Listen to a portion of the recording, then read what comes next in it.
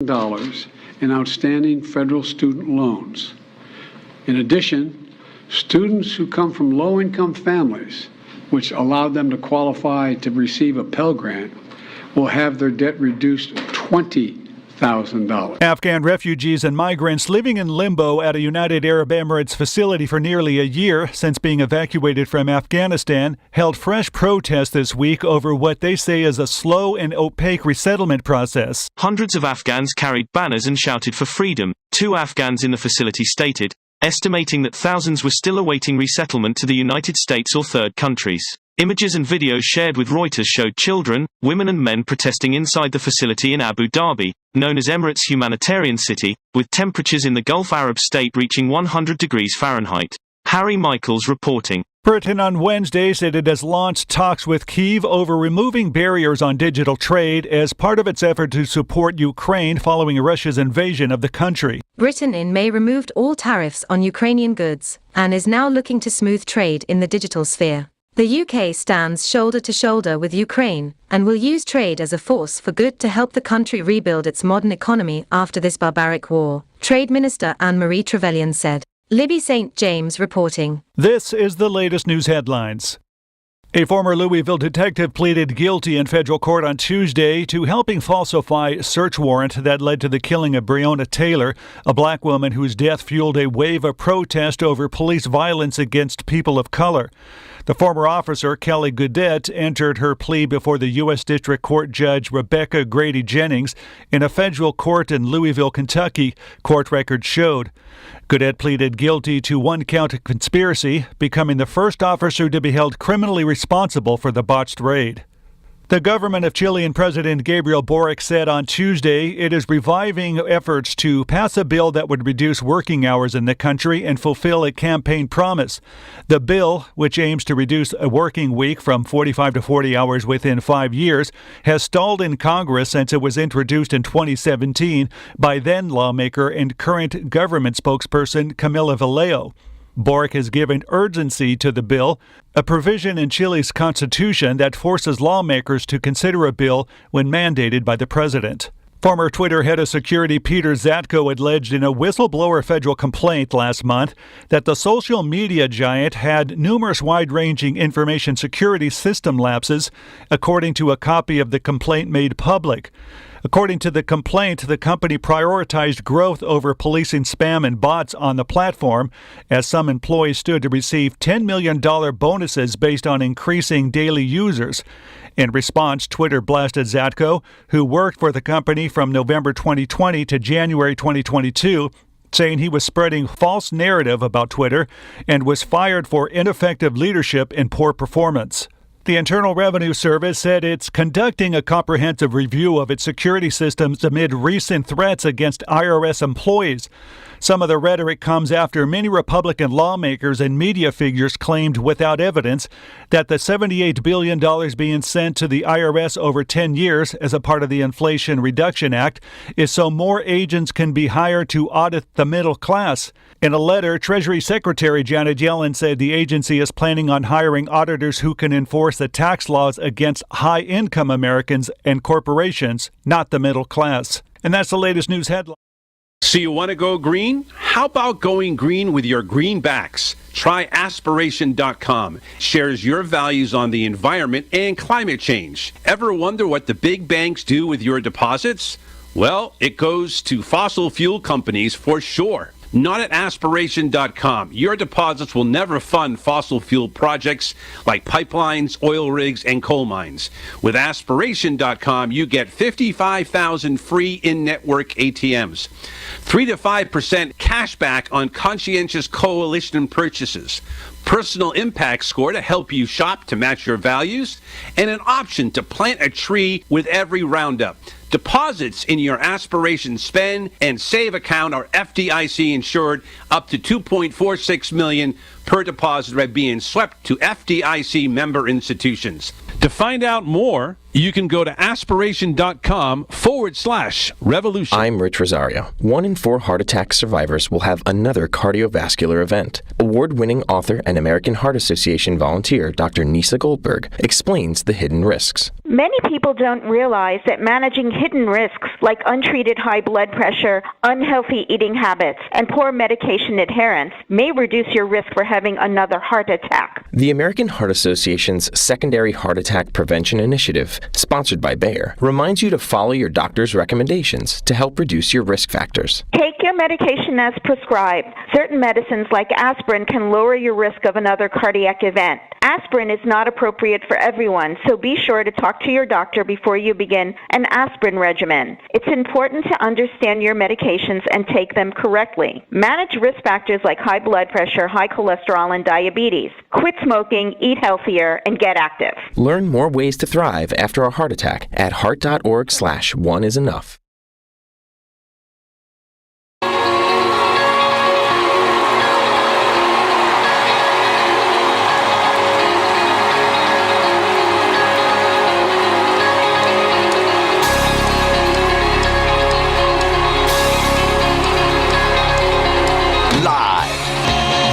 Is the Jeff Santos Show on the Revolution Radio Network.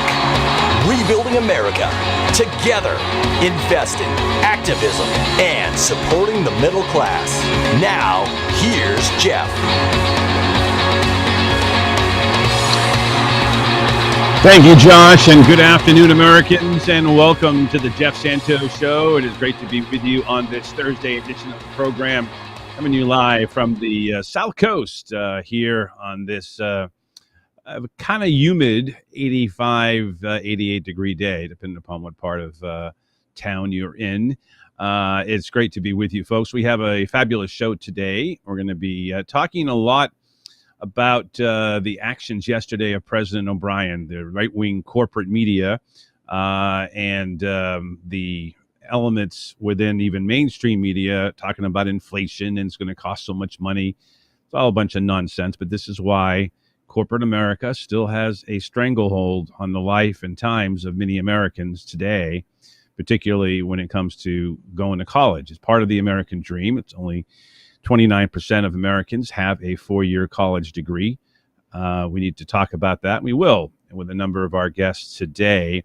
We'll start off with Andrew Perez of The Lever, senior editor there, on the amount of money, the obscene amount of money that Mr. Side, that is the billionaire who put a whole bunch of money into a Republican operative close to Donald Trump for these congressional elections. That's $1 billion with a B.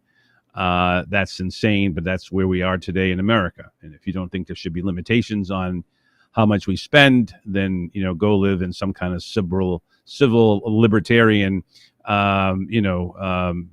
planet, which really doesn't exist, because that will only enlarge the 1% to do whatever they want. That's not a democracy. That's a fascist state, because the billionaires will want to control every facet of your life. And that's what they're up to. So we'll talk with our good friend Andrew Perez about all of that. He uncovered it. It's a great, great story at thelever.com. Then at 4 o'clock, our good friend Herb Boyd will come back and we'll get his thoughts on a number of issues. He, of course, will have maybe a perspective from the African-American community, which was not happy with the legislation by Mr. Biden. Not that they were unhappy, but they wanted a little bit more, and particularly aimed at the African-American community. We'll get into that with Herb Boyd coming up at 4 o'clock. At 4:30, Wendell Potter stops by. Some healthcare issues we got to talk about. He, of course, is the great leader over there at the Health Center for Health and Democracy, and of course, tarbell.org. And he's, leaders for business for Medicare for all, too. So we got Wendell Potter coming up at 4:30. At 5 o'clock, he's been off this slot. He was with us last Friday for half an hour, but he'll be with us for the entire hour today. Our good friend Larry Cohen, former president of the Communication Workers of America, now, of course, the chair of our revolution. The phone number to join us is 833 545 5333 or 833-545 Jeff with a J. You can email me, Jeff at revolutionboston.com. Check us out on Facebook and Twitter. And you can, of course, post there on a number of these platforms. And we'll be telling you more in the coming days and weeks. More than likely, we'll make the final announcement tomorrow. We're going to be probably taking off a few days next week, maybe the entire week. Get ready for Labor Day, a big kickoff for the Democratic and obviously Republicans too, but we focus more on the Democratic side, of course, here on the Jeff Santos Show. And this will be a big kickoff. Of course, it's Labor Day and Labor Day week, so we're going to do a lot with our friends in labor. So we'll be letting you know more about that as the time goes by, as many people will be on vacation and have been over the last couple of weeks and into the last week. As school gets back here, at least in Massachusetts next week, a little bit earlier than normal. No second day after Labor Day, where as I grew up on that Wednesday, which is always a day of anxiety for many young students across the country and in the Commonwealth of Massachusetts, of course, as well. But the story today, or the concern today, is, again, I mentioned this the last few days. We'll get Larry Cohen's thoughts on this today, as well as Herb Boyd and others. But we want to hear from you again at 833-545 Jeff with a J. I feel that we are at a point right now that there is an opportunity here, and I think it's really important for the Democratic progressive wing of the party to really push on. We got to do more, not less. And this idea that it's going to raise inflation, as Larry Summers, the sleaze of the Clinton administration, which had many of them in them, particularly giveaways on a number of corporate elements, everything, of course, from NAFTA, stealing jobs away from the Midwest. That's why Hillary Clinton lost Iowa, and Bill Clinton didn't do very well either in a lot of those upper Midwestern states. And it opened the door for someone like Donald Trump in that part of the country.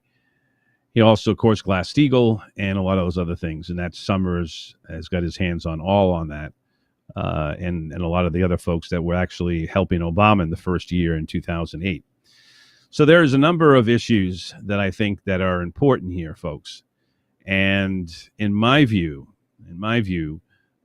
we in the progressive community and those who work in the White House have to be very, very clear about whose side they're on and what we want to do going forward. As you know, a lot of our listeners, including my great friend Stephen from the East Bay there in San Francisco area, not very happy about the fact that it was only 20,000 and that we need to do more. I think it's important for the president to come out and talk about doing more and talk about free public universities. He had talked about free community college before. I think he needs to look at the fact that we need to get more people into a four-year college, however that manifests itself, to get a college degree. And maybe half the population at some point over the next 10 to 15 years has a college degree. Why is that important? Well, simply because of the fact that if we want to compete with our friends in Asia, in Europe, and even in the Middle East, a lot of those folks are all college educated. And again, it doesn't mean you're a sign of that you're dumb or smart. That's not what we're getting at. It's the ability to have access to knowledge. And for a lot of people in urban America, in the inner cities, people in rural America, you don't even have access to the internet where you can learn on your own. And that's what's really important. We have an open mic, Josh and Freddie. If you could get rid of that for a second, that's very problematic to yours truly. So hopefully we can do just that. Thank you, guys. It is important to understand that, again, here in the United States, particularly in California and New York, there have been a number of states in the 1960s that offered free public university. California was one of them. Jerry Brown's father, I've pointed this out many times, Ed Brown, I believe, elected in 1958, somewhere in that first 2 years, in 59, 60, he introduced the idea of free public university. The comedian Jay Leno had talked about this on an episode with Bill Maher about, 10 years ago, maybe. And he said when he first came to California, probably in the late 1960s, to settle there and live there, it was free. And then by time, he was in his 40s, it was somewhat inexpensive. And I think he retired probably in his early 70s. And now it was really ridiculously expensive. And these are public universities. It's UCLA, UC Davis, UC Berkeley, and UC San Francisco, UC San Diego. These are great, great schools.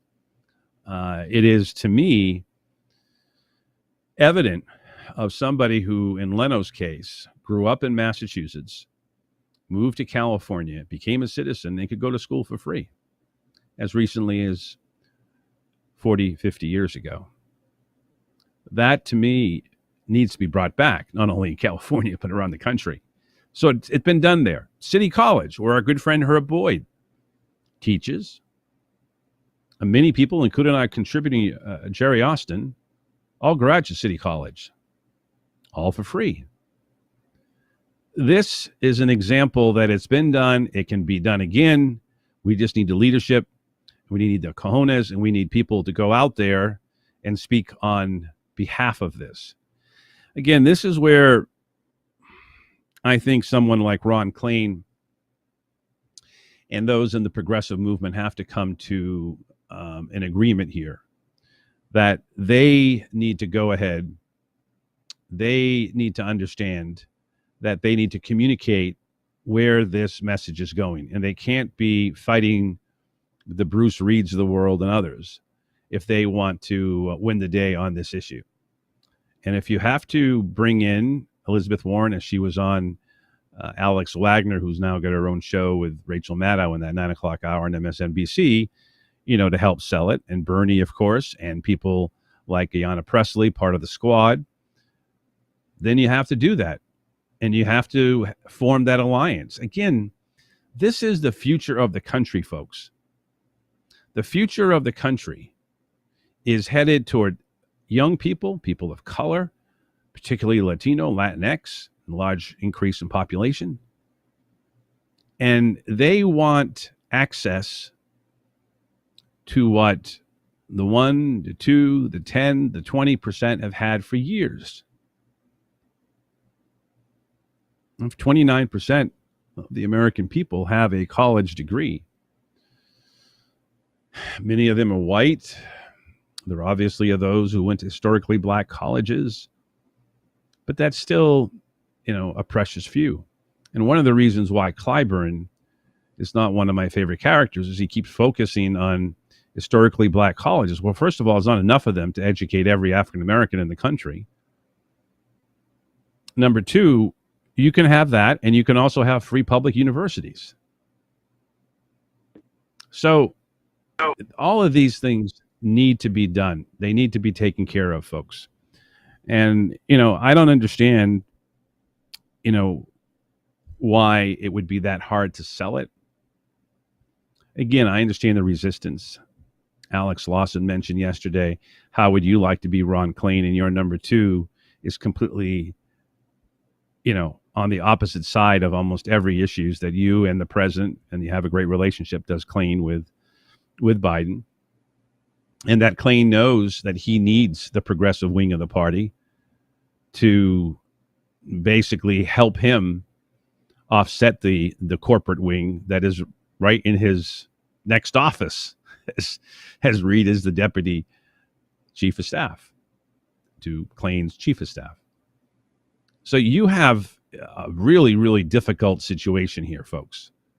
And I feel, and I know that there is an opportunity for the Democratic Party to move lightning speed in the progressive agenda. And if they want to pick up more voters, more newer voters, that's where they're going to go. They're not going to pick up Republicans. This idea that, because people hate Trump, that all of a sudden they're going to come over to the Democratic Party. No way. There are too many people, some who consider themselves leftist, that want to destroy Joe Biden. They feel that if they do that, then all of a sudden some nirvana candidate to the left of Bernie Sanders is going to come down and start a new party, and we all will live as one, to quote John Lennon. That's not going to happen, and it's a fallacy to even think that way, and those who bring it up should be really, in my opinion, reprimanded for bringing up false hopes to people. It's not true. What is true, and what our good friend Alex Lawson has been doing, what our good friends in the Sanders coalition, if you might, have been doing, is trying to work with the current president and the current Democratic Party and get the best you can get. Now, it's not easy. It's not fair in some cases when you go and you destroy somebody like Nina Turner or Jessica Cisneros or Andy Levin. But you have to keep alerting the American people to what is happening. Again, I remember, because I lived in D.C. in the 1990s when NAFTA was passed. And I knew it was going to affect a lot of people, because a lot of people, and it reminds me a lot of this analytics debate in baseball. Oh, we don't need to worry about, chemistry, and we don't need to worry about, the people's devotion to the community and connections, and we can find jobs. Another widgets comparison. No. What we have in the 80s and 90s is just runaway big business, do whatever they want, and it's continued to the 21st century. And what has happened is that the American people have always wanted what is a fair opportunity to the American dream, and education is one of them. The opportunity to take a train into a city, if you live in the suburbs, as opposed to getting involved in 2-hour commutes with a lot of road rage and a lot of flat tires and everything else that goes along with driving all these miles. And that's what Americans want. Now, some of them get, pushed off to the extreme. A lot of them see some dollar signs and they go right at them. The love of money in this country, and I'm not immune to the fascination and the lure, but at some point people need to sort of say, what are you doing this for? So again, the education is a key component. We'll get into it with our good friends coming up next: Andrew Perez, Herb Boyd, and Larry Cohen. Maybe get Wendell Potters if you want it too. And we'll again take your phone calls. And right now we're going to do just that too at 833-545-JEFF with a J. All right, let's go to the phones. And I believe we have John from Minnesota on the line.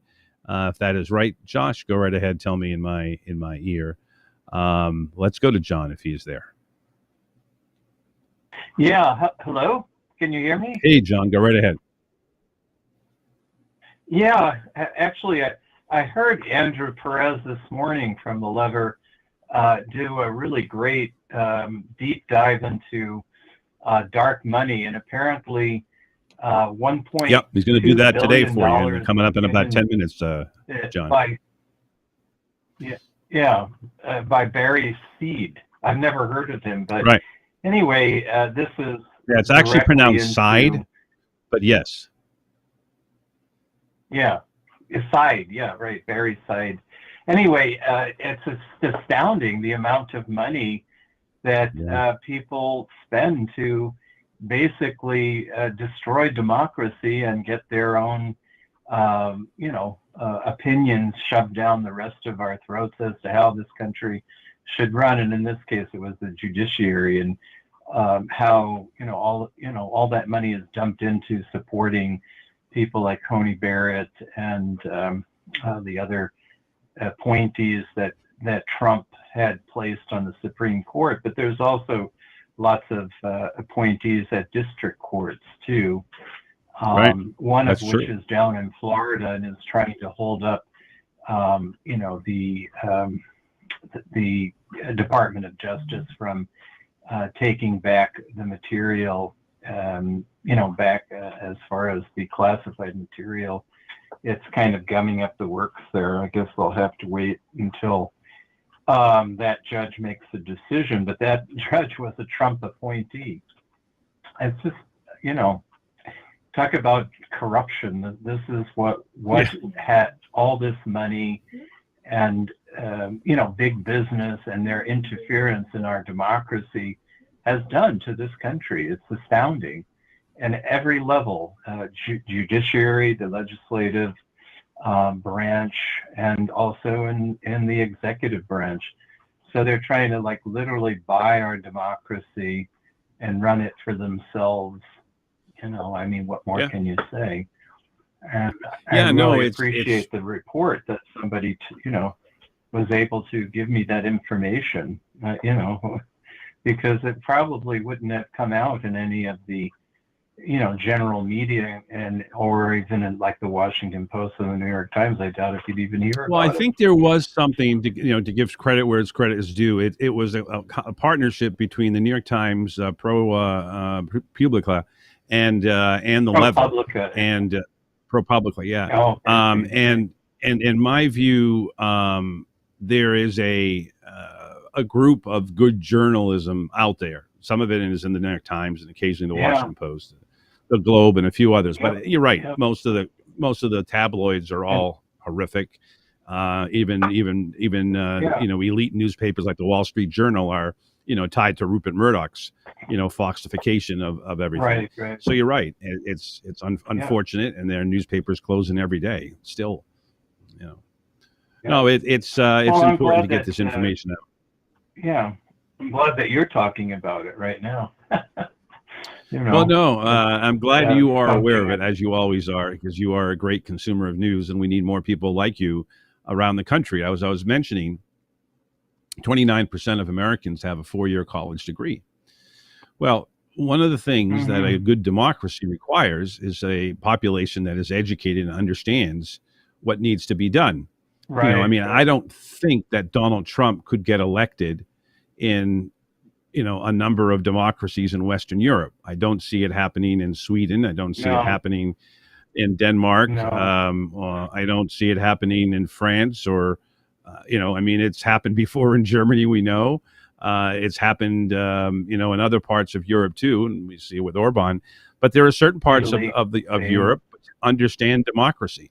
And, America is not as well educated, and what a fascist leader does, what a dictator does, particularly if the dictator can, fool people like Donald Trump did, or at least some of the people in this country. So, we have a lot of work to do, and that's why I keep saying that we have to keep our foot on the pedal when it comes to pushing Biden in a more progressive manner, because otherwise we are left, with a very, very, very bad choice when it comes to the likes of those folks. John, you're spot on as usual, my friend, and thank you. Appreciate you. Thank you for the call. Oh, you're welcome. We'll talk to you later in the broadcast. Yeah, thank you, John. Well, I know you'll have probably a question for Andrew Perez. You're welcome to hang on and have a chance to chat with him too. We'll be back with Andrew Perez of The Lever. He's a senior editor there. After this timeout, after our friends that sing about Sweet Home Chicago, it's the Jeff Santos Show. Back in a flash.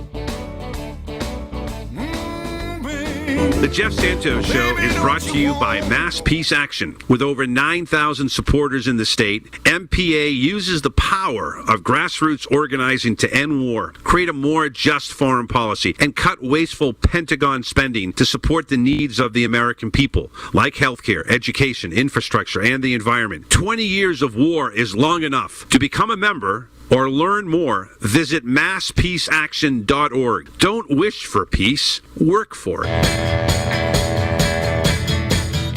You don't have to wait for amazing deals on a new floor.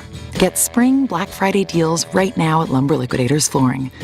This week, save up to 35% on gorgeous hardwood and waterproof vinyl floors. Plus, we can arrange for installation by professional, independent contractors. And with special financing, you can get started today. These are the floors homes are built on. Lumber Liquidators Flooring. So you want to go green? How about going green with your greenbacks? Try aspiration.com. Shares your values on the environment and climate change. Ever wonder what the big banks do with your deposits? Well, it goes to fossil fuel companies for sure. Not at aspiration.com. Your deposits will never fund fossil fuel projects like pipelines, oil rigs, and coal mines. With aspiration.com, you get 55,000 free in-network ATMs, 3 to 5% cash back on conscientious coalition purchases, personal impact score to help you shop to match your values, and an option to plant a tree with every roundup.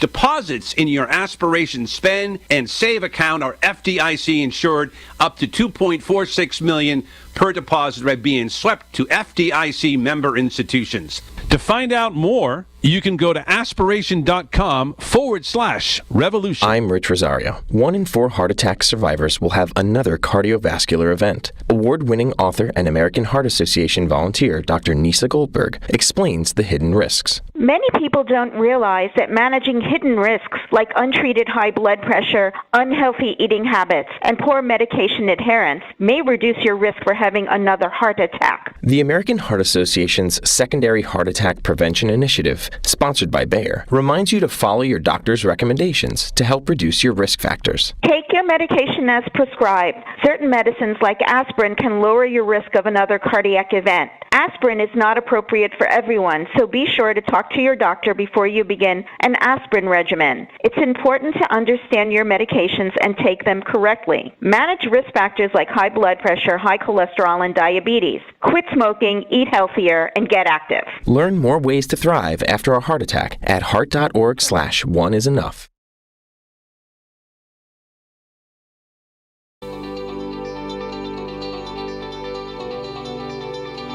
Supporting the middle class. This is the Jeff Santos Show.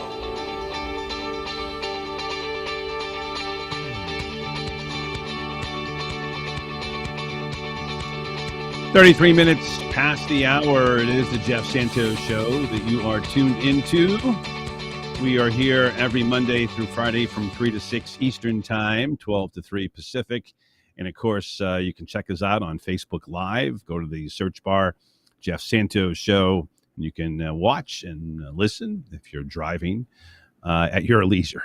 And many people who are in the West Coast right now and maybe getting home in the workday, I want to have a chance to listen to and watch the show even before they get home. If it's Los Angeles traffic, maybe stuck there for a couple hours. That's what happens. Again, folks, you can check out revolutionradionetwork.com as well.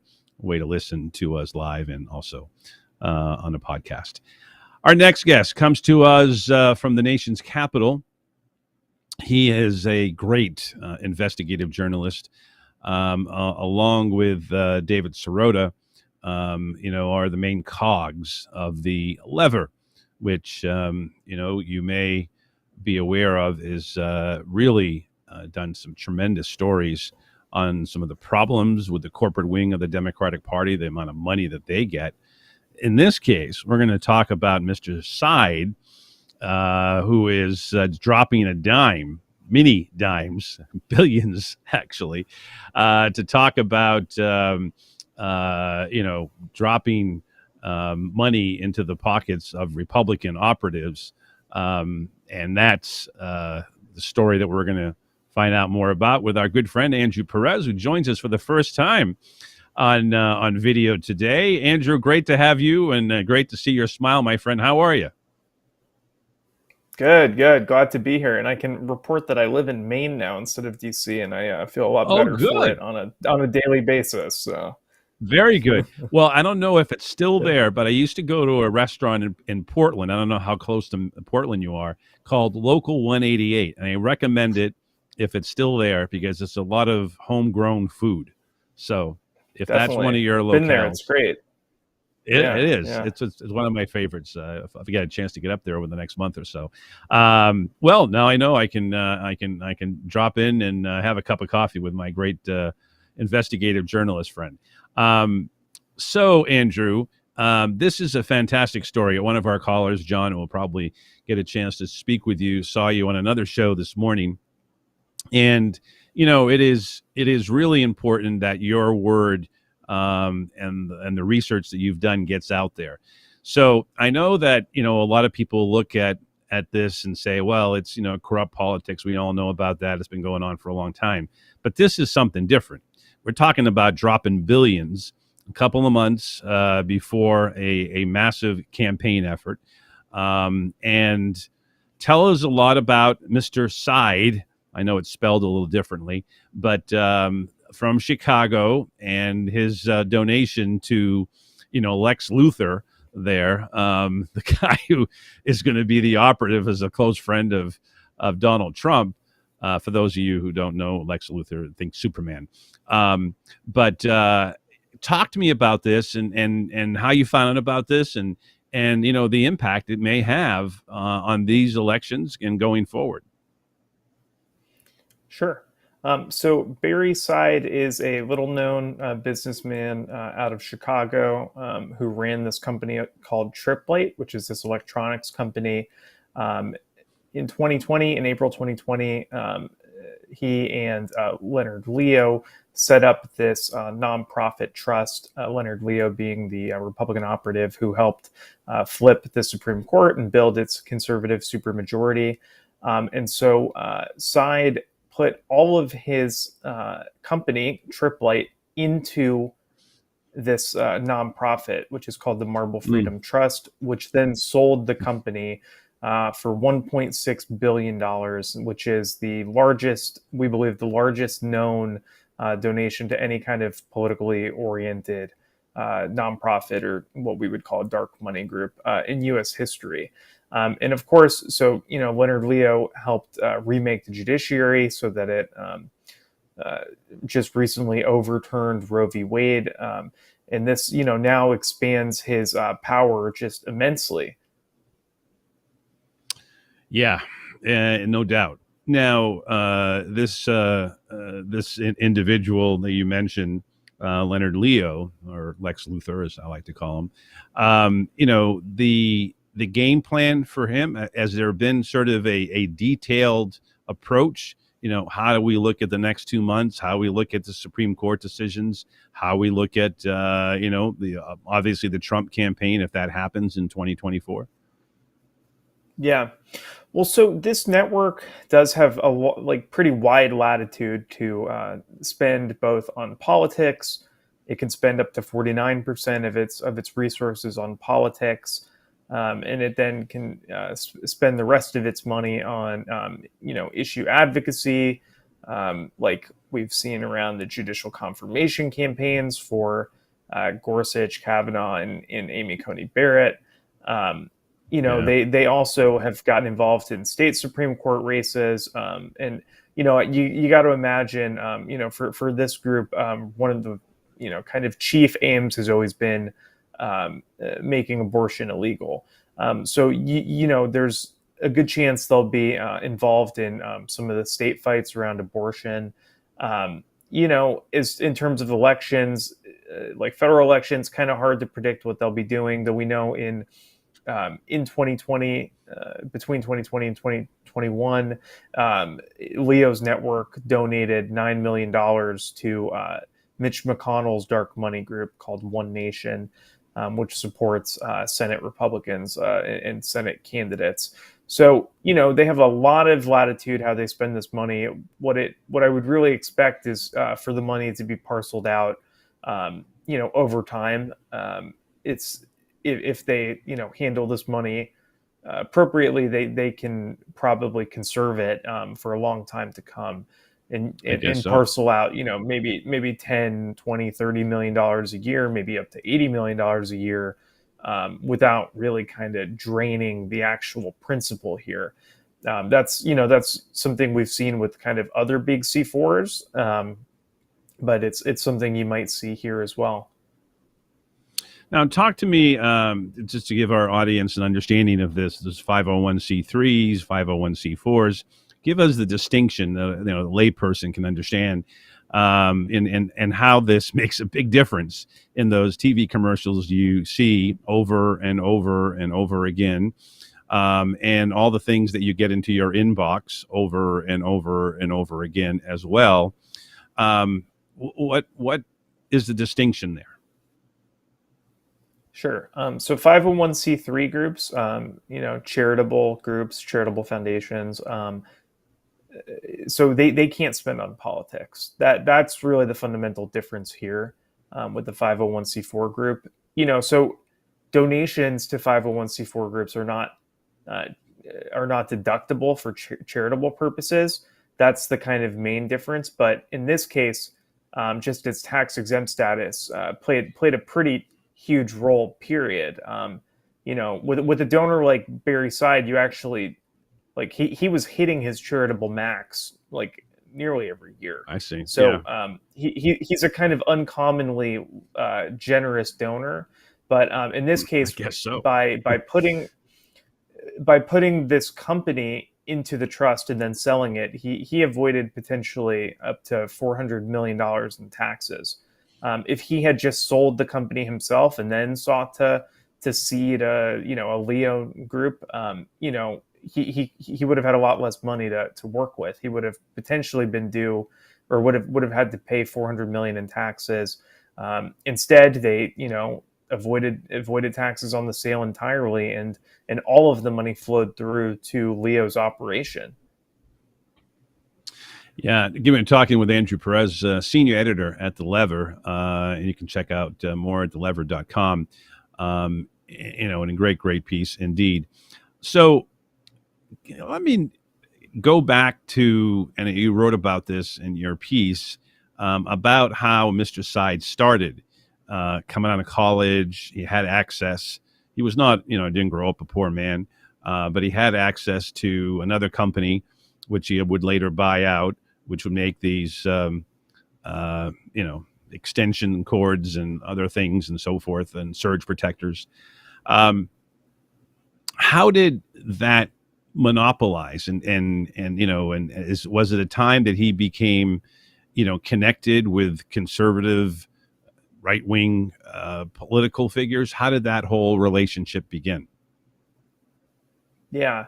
Well, so Side is pretty old. He's 90 years old, and Right. so he when he attended the University of Chicago, he was kind of there at the start of what you'd call the Chicago School of Economics, with these professors who really kind of reimagined the field of economics. And so we understand that he's a big fan of Milton Friedman. But so Okay. anyway, he got his kind of start as an assistant to the head of this company called Tripp Manufacturing. By the 60s, he was its president, and he was at some point became its full owner. And so this company, back in the day, used to produce like headlights, and then they moved Okay. on to producing surge protectors, and so both like kind of on a public facing and commercial facing. What they're really kind of known for at this point is producing equipment in electronics for data centers. So they really got in on the kind of digital gold rush, and that's when you could see, as like the digital era really boomed. He was already making a lot of money in the 90s. He was making in the like tens of millions of dollars, like $30 million in the 90s per year. But by by 2018, he was earning $157 million. And so he became really enormously wealthy, and he was never really kind of covered at all in the press because this was a fully solely held, privately held company. So he never appeared on like the Forbes list of billionaires, despite pulling down again $150 million in 2018. And what we know is he was not a big political donor. He actually kind of stopped doing kind of standard political donations entirely in the 2000s, and instead he started funneling his money as through like undisclosed sources. And we know that between 1996 and 2018, he donated $775 million to charity. We know that he has been a big secret financier of conservatives, and he's really gone under the radar because he chose to operate that way. Let me ask you this, Andrew. Again, talking with Andrew Perez, senior editor at The Lever, in this great piece about Mr. Barry Said and his $1 billion donation to, again, Lex Luthor. Actually, his name is Leonard Leo. They are in the Republican operative, very close to former President Donald Trump. So one of the things that I also read in your piece was that there's this real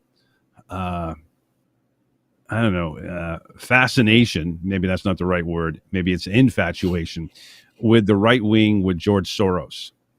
And it seems to me that they think that they have their own Soros. But to me, I don't know if Soros has ever given $1 billion, anything on the Democratic side, to the best of my knowledge. What is that? I know that there's a lot of hatred for him. Some of it anti-Semitic, some of it is just, they don't like the idea of competing because the billionaires are all supposed to be on the Republican side.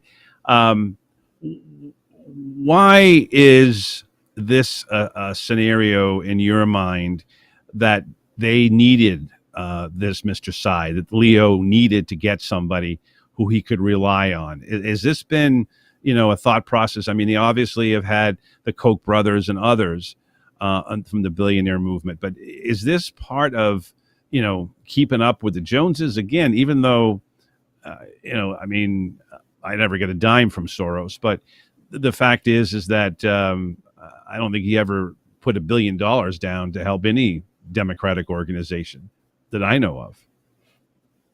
Yeah. Well, so, in looking for financial comparisons, the closest one would be George Soros. There's like a 1.4 or 1.5 billion dollar donation in 2015 that went into this Soros network called the Fund for Policy Reform. So, but an organization like that, though, is not. It's just that organization really kind of spreads the money around, like among other nonprofits. This sort of seems like a different situation. This is an organization that is tightly controlled by one Republican operative. You look at the Koch network, that's sort of the second biggest comparison, but the Koch network is funded by more than just the Kochs. And they also spread money around very differently.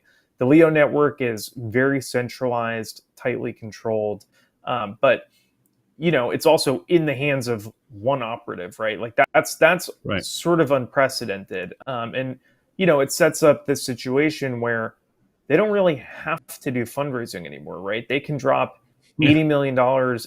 But by the way, I'm sure they're doing fundraising, but they can spend. They really don't have to. They can spend $80 million every year for 20 years, and they'll still have money laying around just based on the growth of like their investments. So that's really the kind of what's been set up here, and there is a plan for it to exist for a long time, and you can tell because they have a successor trustee already in mind, who is a Leonard Leo associate named Jonathan Bunch.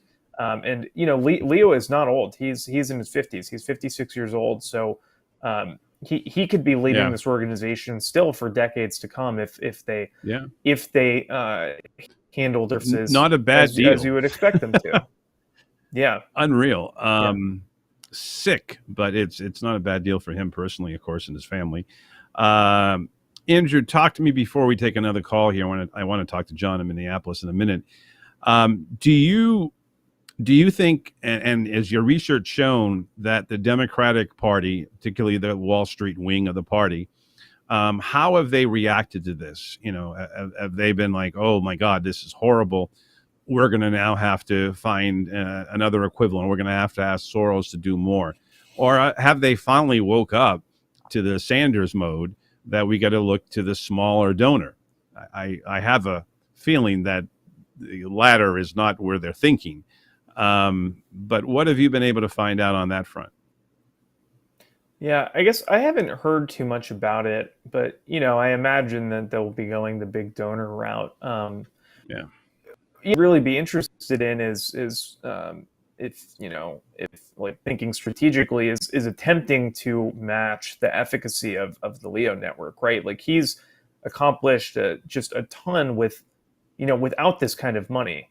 Like he was raising tens of millions of dollars, and now sometimes into the hundreds of millions of dollars a year, and they managed to build an enduring conservative supermajority on the Supreme Court that is, achieving their policy aims, right? Like they've overturned the federal protections for abortion rights.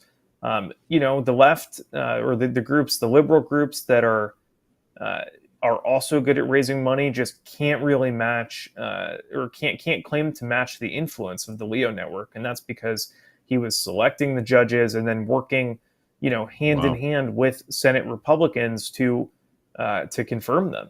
And you look on the liberal side, there's this sort of the liberal courts network that is pushing to expand the Supreme Court.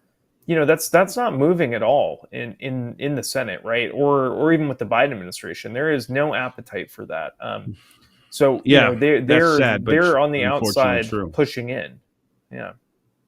Yeah, no doubt. Talking with Andrew Perez, senior editor at The Lever. And let's go to the phones. Let's talk to our good friend John in Minneapolis. You're next with Andrew Perez. Go right ahead, John.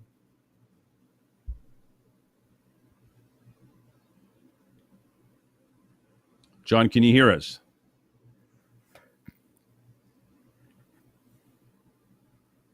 Okay. Yes, can you hear me?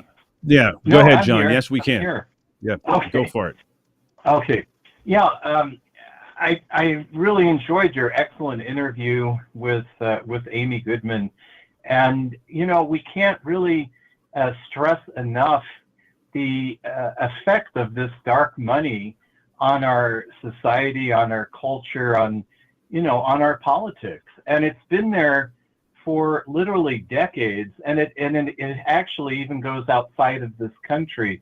Think tanks, they join hands, and they decide, what the political future will be for, many countries. They've been working at it for ages. Hayek, who was an economist, Anthony Fisher, who was a millionaire, made his fortune, he was British, at caging chickens and raising, poultry mass-like, he asked, well, should I go into politics? Because he was interested in, overturning the socialist governments or the labor governments of post-war Britain. And Hayek said, oh, no, you should, be involved behind the scenes in these think tanks, that they really get a lot more done. And this is just a good, case in point of how these people work, for literally decades to try to sculpt the politics toward themselves and what they think, their worldview, not what the public, actually would want. And, it's not surprising that they have so much more money, because most of this is perpetrated on us by billionaires and millionaires who seem to think that because they have a lot of money, they also should have 20, 10 times, 100 times more power than the American public, the British public, Right. the Canadian Let public. me interrupt you because we've got name it, limited whatever time, country. John. If I could, I think one of the Yes. things, Andrew, coming out of what John is saying and your research, I'm wondering how much of the desires of Mr. Leo and others on the right wing come out, in the ideas of the folks like Tucker Carlson and Sean Hannity and so forth. I mean, that pipeline, how does it get, maybe it gets first to the Wall Street Journal and then it gets peddled to Fox, I'm not sure. But how does that whole thing go? Because there's obviously a connection to a lot of these things. Yeah. I mean, there's definitely an echo chamber going on here where, if you look at the Leo network, they have sort of invested in pushing the, this like opposition to teaching critical race theory in schools, Right. in attempting to fuel kind of like resentment against like public education, and working to really undermine teachers and teachers unions. So and that's something that's like a whole fight that's been really popularized by Fox News and Tucker Carlson. So there is a real symbiotic relationship in these in how the conservative groups interact with conservative media and Republican politicians as well. Well, yeah, and now we talk to our Teacher Tuesday from Badass Teachers, Melissa Tomlinson, every Tuesday on the show, and she was talking about the transphobia now. It was CRT kind of began last year and it went into the year, helped the Virginia governor, Republican governor, win. But now we get this issue of the trans, and I'm just wondering, does that have tentacles to the Leo network and to other things? Because they're also trying to hurt public education every way they can. Any thoughts on that, Andrew? Yeah, I mean, I wouldn't exactly be surprised. I don't have any kind of real intel on that. Mm-hmm. No, it makes a lot of sense. John, thank you for the call, my friend. As always, spot on with your thoughts and questions. Andrew, if people want to find out more, you go to lever.com. Any backslash to find the article? So go to levernews.com, and we have a special page set up here for this. You could either just find it on Google, or we have levernews.com/Leo. You can follow the Lever on Twitter at @LeverNews. You can follow me on Twitter at Andrew Perez DC. Fantastic. Lever News, folks. Check it out. It's a great media outlet and like a great journalist like our good friend Andrew Perez. Andrew, great to see you, my man. Hopefully we can do this again. Take care. Thank you. Check out that local 188. We'll be right back, folks. Herb Boyd joins us on the other side. It's the Jeff Santos Show. Thanks, Andrew.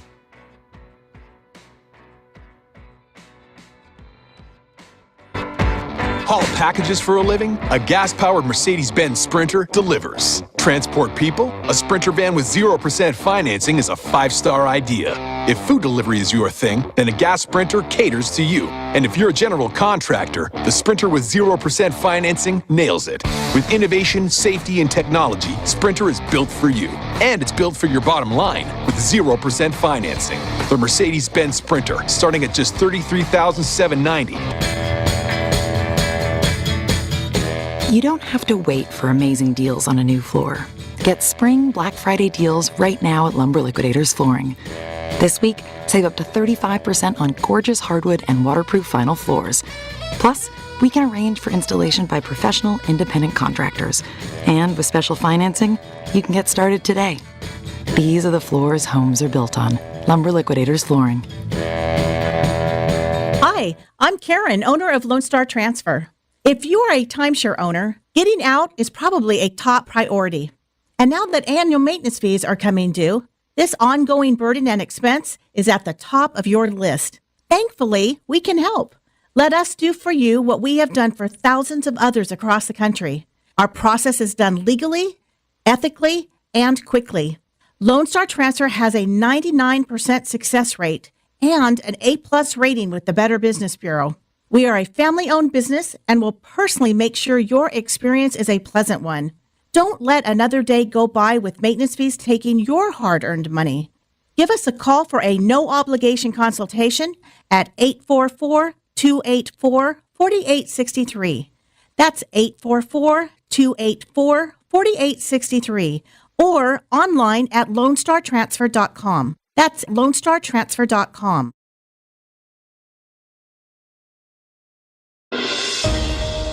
And on Wednesday said it has launched talks with Kyiv over removing barriers on digital trade as part of its effort to support Ukraine following Russia's invasion of the country. Britain in May removed all tariffs on Ukrainian goods and is now looking to smooth trade in the digital sphere. The UK stands shoulder to shoulder with Ukraine and will use trade as a force for good to help the country rebuild its modern economy after this barbaric war, Trade Minister Anne-Marie Trevelyan said. Libby St. James reporting. Afghan refugees and migrants living in limbo at a United Arab Emirates facility for nearly a year since being evacuated from Afghanistan held fresh protests this week over what they say is a slow and opaque resettlement process. Hundreds of Afghans carried banners and shouted for freedom, 2 Afghans in the facility stated, estimating that thousands were still awaiting resettlement to the United States or third countries. Images and videos shared with Reuters showed children, women and men protesting inside the facility in Abu Dhabi, known as Emirates' humanitarian city, with temperatures in the Gulf Arab state reaching 100 degrees Fahrenheit. Harry Michaels reporting. President Joe Biden on Wednesday announced his long-awaited plan to deliver on a campaign promise to provide $10,000 in student debt cancellation for millions of Americans. We will forgive $10,000 in outstanding federal student loans. In addition, students who come from low-income families, which allowed them to qualify to receive a Pell Grant, will have their debt reduced to $20,000. This is the latest news headlines. The Internal Revenue Service said it's conducting a comprehensive review of its security systems amid recent threats against IRS employees. Some of the rhetoric comes after many Republican lawmakers and media figures claimed without evidence that the $78 billion being sent to the IRS over 10 years as a part of the Inflation Reduction Act is so more agents can be hired to audit the middle class. In a letter, Treasury Secretary Janet Yellen said the agency is planning on hiring auditors who can enforce the tax laws against high-income Americans and corporations, not the middle class. Former Twitter head of security Peter Zatko alleged in a whistleblower federal complaint last month that the social media giant had numerous wide-ranging information security system lapses, according to a copy of the complaint made public. According to the complaint, the company prioritized growth over policing spam and bots on the platform, as some employees stood to receive $10 million bonuses based on increasing daily users. In response, Twitter blasted Zatko, who worked for the company from November 2020 to January 2022, saying he was spreading false narrative about Twitter and was fired for ineffective leadership and poor performance. The government of Chilean President Gabriel Boric said on Tuesday it is reviving efforts to pass a bill that would reduce working hours in the country and fulfill a campaign promise. The bill, which aims to reduce a working week from 45 to 40 hours within 5 years, has stalled in Congress since it was introduced in 2017 by then lawmaker and current government spokesperson Camila Vallejo. Boric has given urgency to the bill, a provision in Chile's constitution that forces lawmakers to consider a bill when mandated by the president. A former Louisville detective pleaded guilty in federal court on Tuesday to helping falsify a search warrant that led to the killing of Breonna Taylor, a black woman whose death fueled a wave of protest over police violence against people of color. The former officer, Kelly Goodette, entered her plea before the U.S. District Court Judge Rebecca Grady Jennings in a federal court in Louisville, Kentucky, court records showed. Goodette pleaded guilty to 1 count of conspiracy, becoming the first officer to be held criminally responsible for the botched raid. And that's the latest news headline.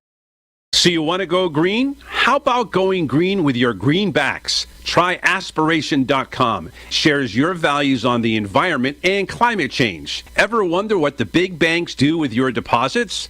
Well, it goes to fossil fuel companies for sure. Not at aspiration.com. Your deposits will never fund fossil fuel projects like pipelines, oil rigs, and coal mines.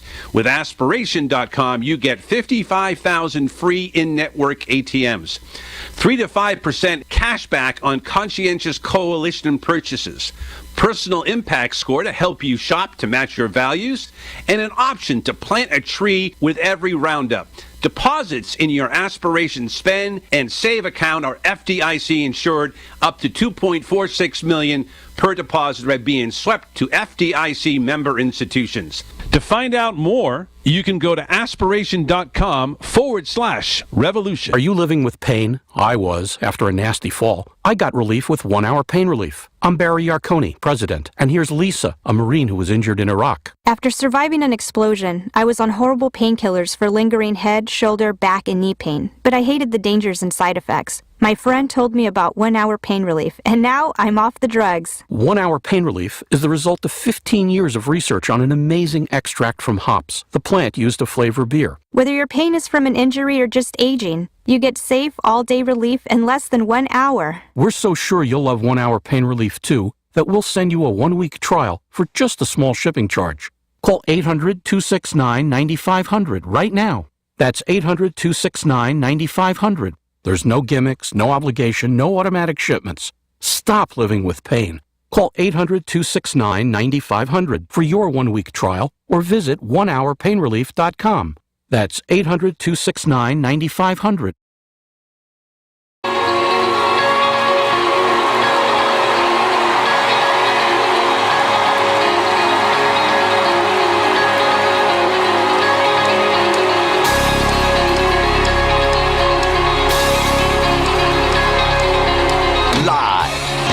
This is the Jeff Santos Show on the Revolution Radio Network.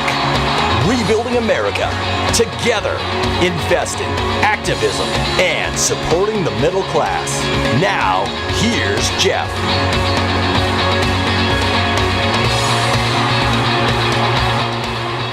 It is hour 2 of the Jeff Santos Show, and welcome to it, folks. Coming to you live from the South Coast here in the Commonwealth of Massachusetts.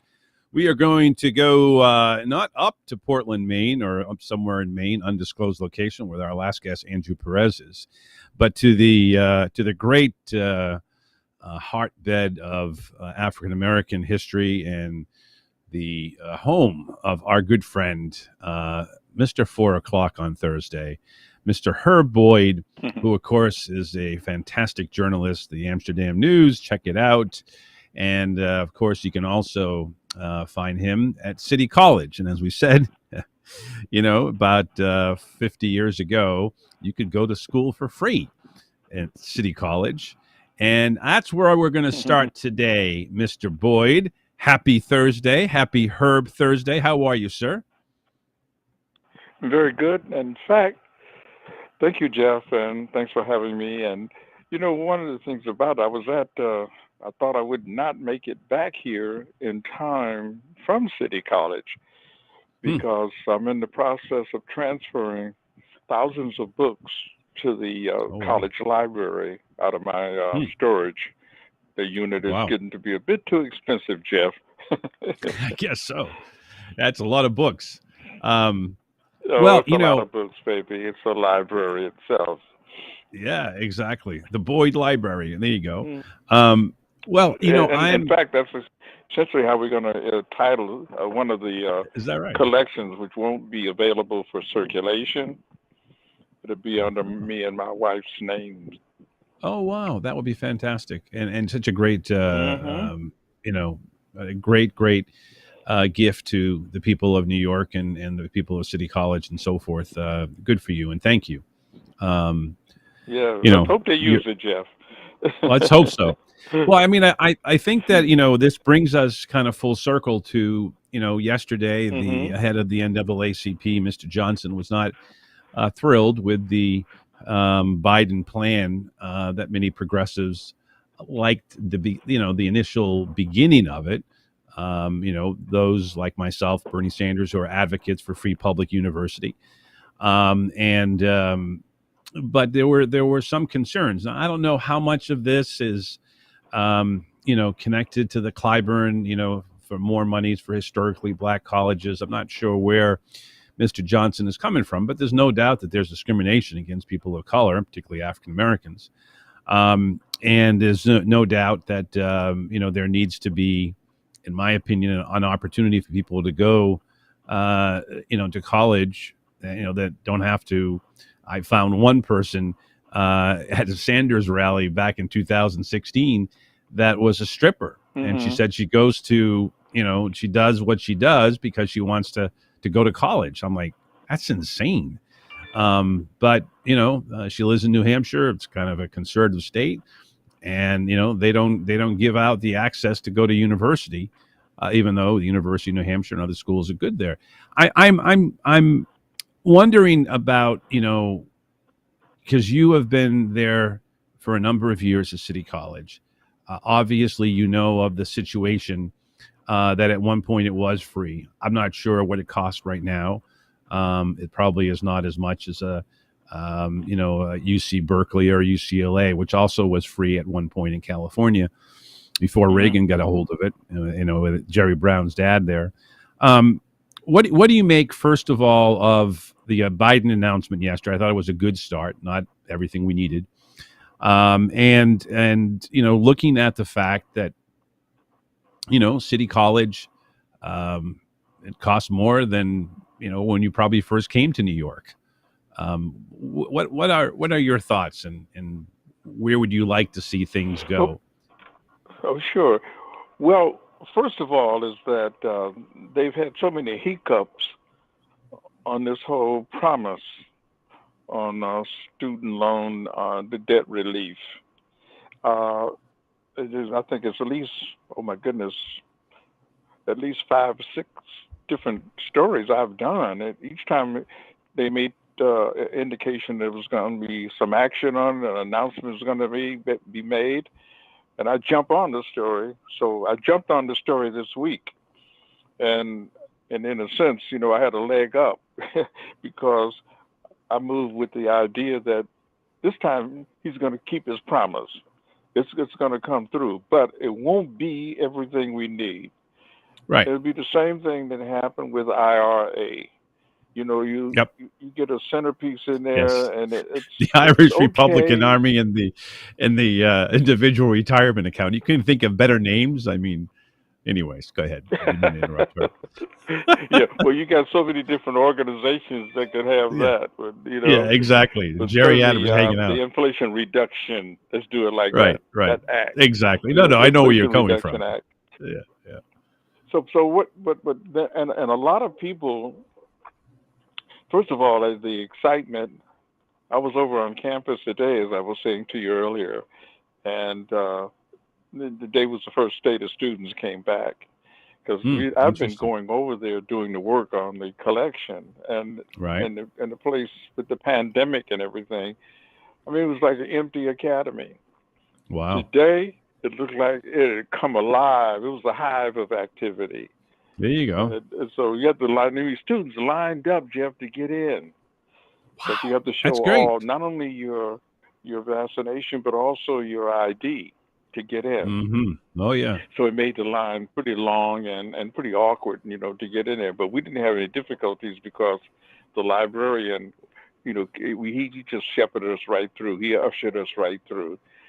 He came down and got us, and me and my wife, we worked together on this project. So he got us in there without any kind of real difficulty. And then you get inside and you see the students, and they're all at their tables and their desks and everything, and everybody is so happy to be back in school that we don't know exactly how all of this here debt relief really impacts people who are just now beginning to accumulate some. Right.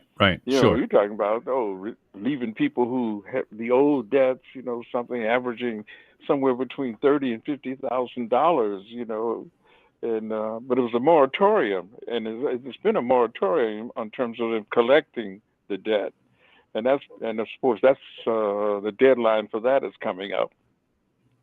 But the students, essentially, what I'm saying is, Jeff, they seem to be quite happy to be back in the classroom, although half of them are wearing their masks, and they don't have to. They're left the option of wearing the mask, and the teachers are left with the option of having in person or whether remote. And most of the teachers want to get back in the classroom. So they're thinking less about the financial matters out there and just the possibility of getting back to the old familiar routine of being in the classroom and having an instructor up there talking to you. So that's where the Well, excitement I was mean, on that's what it's campus all about. today. That's what it's all about, Herb. I mean, I know, the connection you have to your students. I know the disappointment sometimes that Mhm. they're not active as you were or I was as a young man. And, and I have nothing compared to you in the 1960s and so forth. But, Brother. there is that, and we are dealing in a I society. One of these days we're going to get you, behind a camera, but or in front of a camera. But I hold up my Mhm. iPhone, and it's called the iPhone. It's not the Uz phone. It's not the Wii phone. It's the iPhone. And we have this individual Yeah. society, and we're forcing people to succeed at every level. You got to be wealthy. You got to be successful. You got to, or you're a loser, baby. So why don't you kill me from the 1990s song there? Beck. And I think that that's unfortunately for a lot of young people who are trying to get ahead, and those who are in the African American community. If you see a hero in the world of music, maybe a rapper or an athlete, and you say, "Well, I got to become famous. I got to become as good as them. Otherwise, I haven't succeeded." So out goes the idea of being altruistic, or out there to be a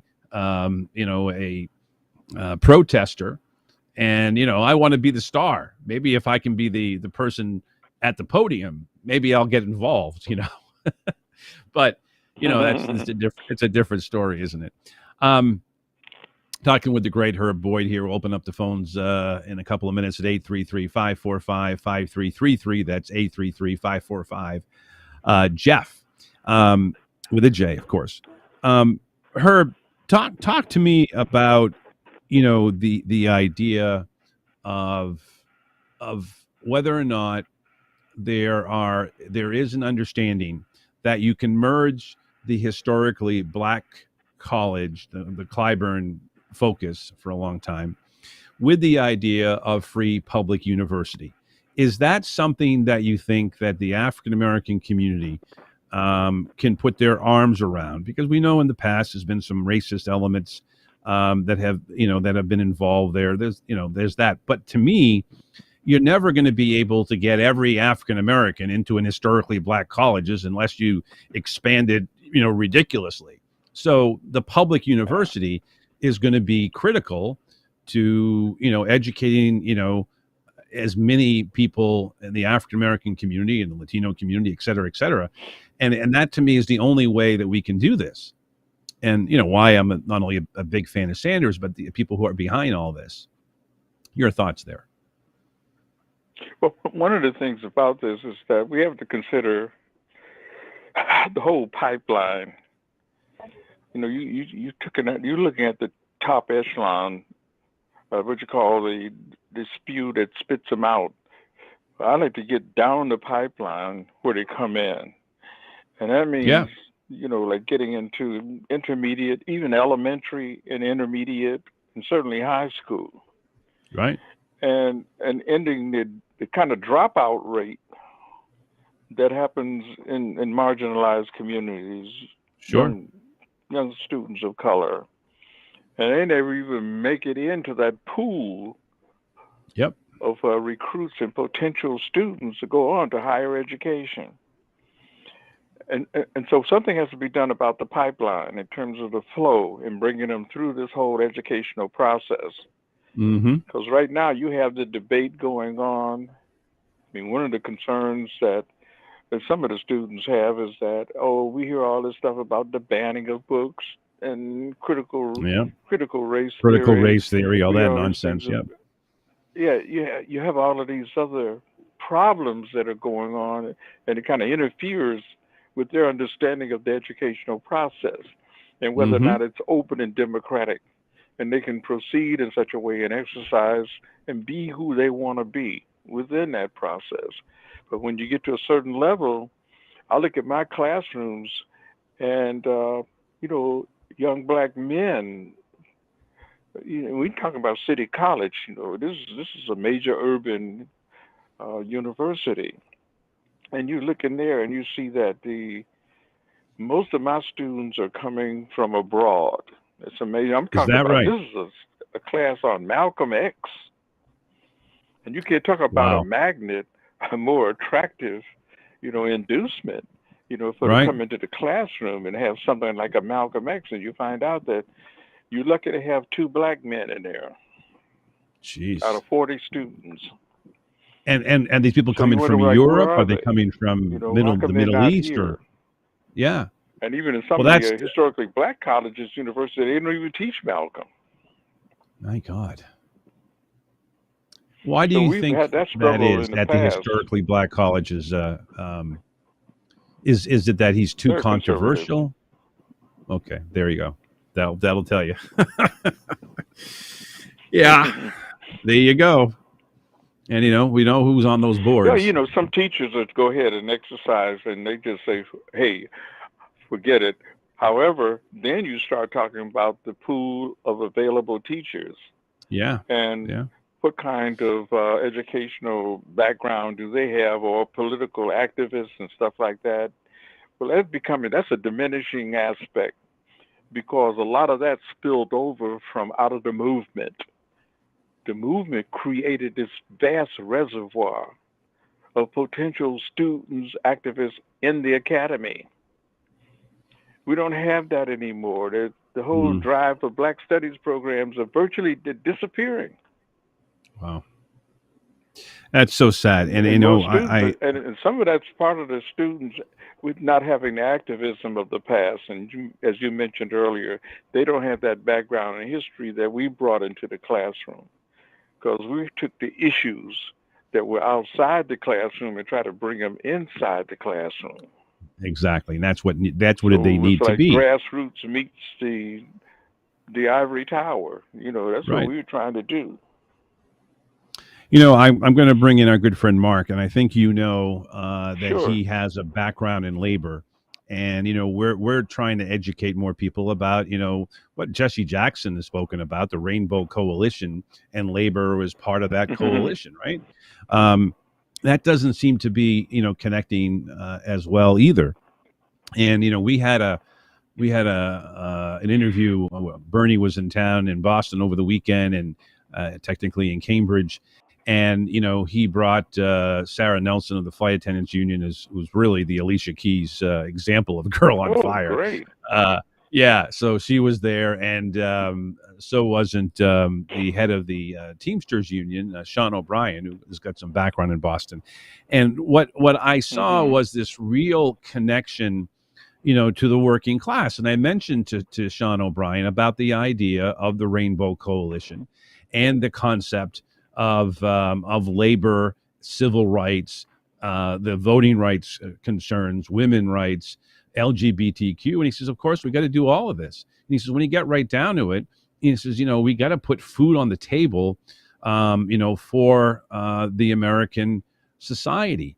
And that's part of what we're trying to do with the working class. I guess what I'm trying to say is, I guess there are some elements along the way that that the Sanders movement is a part of it, but not all of it. Black Lives Matter is a part of it. To me, there is some hope with Generation Z, but unless you kind of do a kind of the typical handoff of the baton, I mean, somebody's going to take that baton from Herb Boyd and say, "Look, we need to know Mm-hmm. who Malcolm X was. we need to know that Martin Luther King wasn't just I have a dream. We need to know about that speech in New York at Riverside Church. In Vietnam. Oh, All yes. these things, and that's unfortunately lost. I mean, we also got to appreciate, not just LL Cool J to Beyonce, to her husband, but what Miles Davis has done, Ah. and Charlie Parker, and all of the history there too.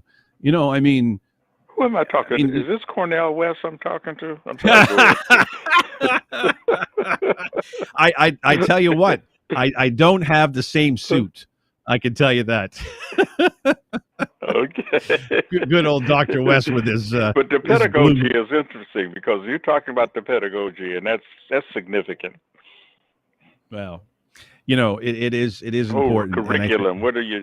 Who's teaching, and what are they teaching? Yeah. No, exactly, and I think it's so critical. All right, well, since I brought up some great jazz artists, our good friend Mark is not only a labor guy and a sports guy and a big fan of yours, but he's also a jazz guy. So, Mark, you are next with the great good. Herb Boyd. Go right ahead. Yeah, Herb and Jeff, this next election is really important because if we get some more Democratic senators and we hold the House, we can do something about voting rights.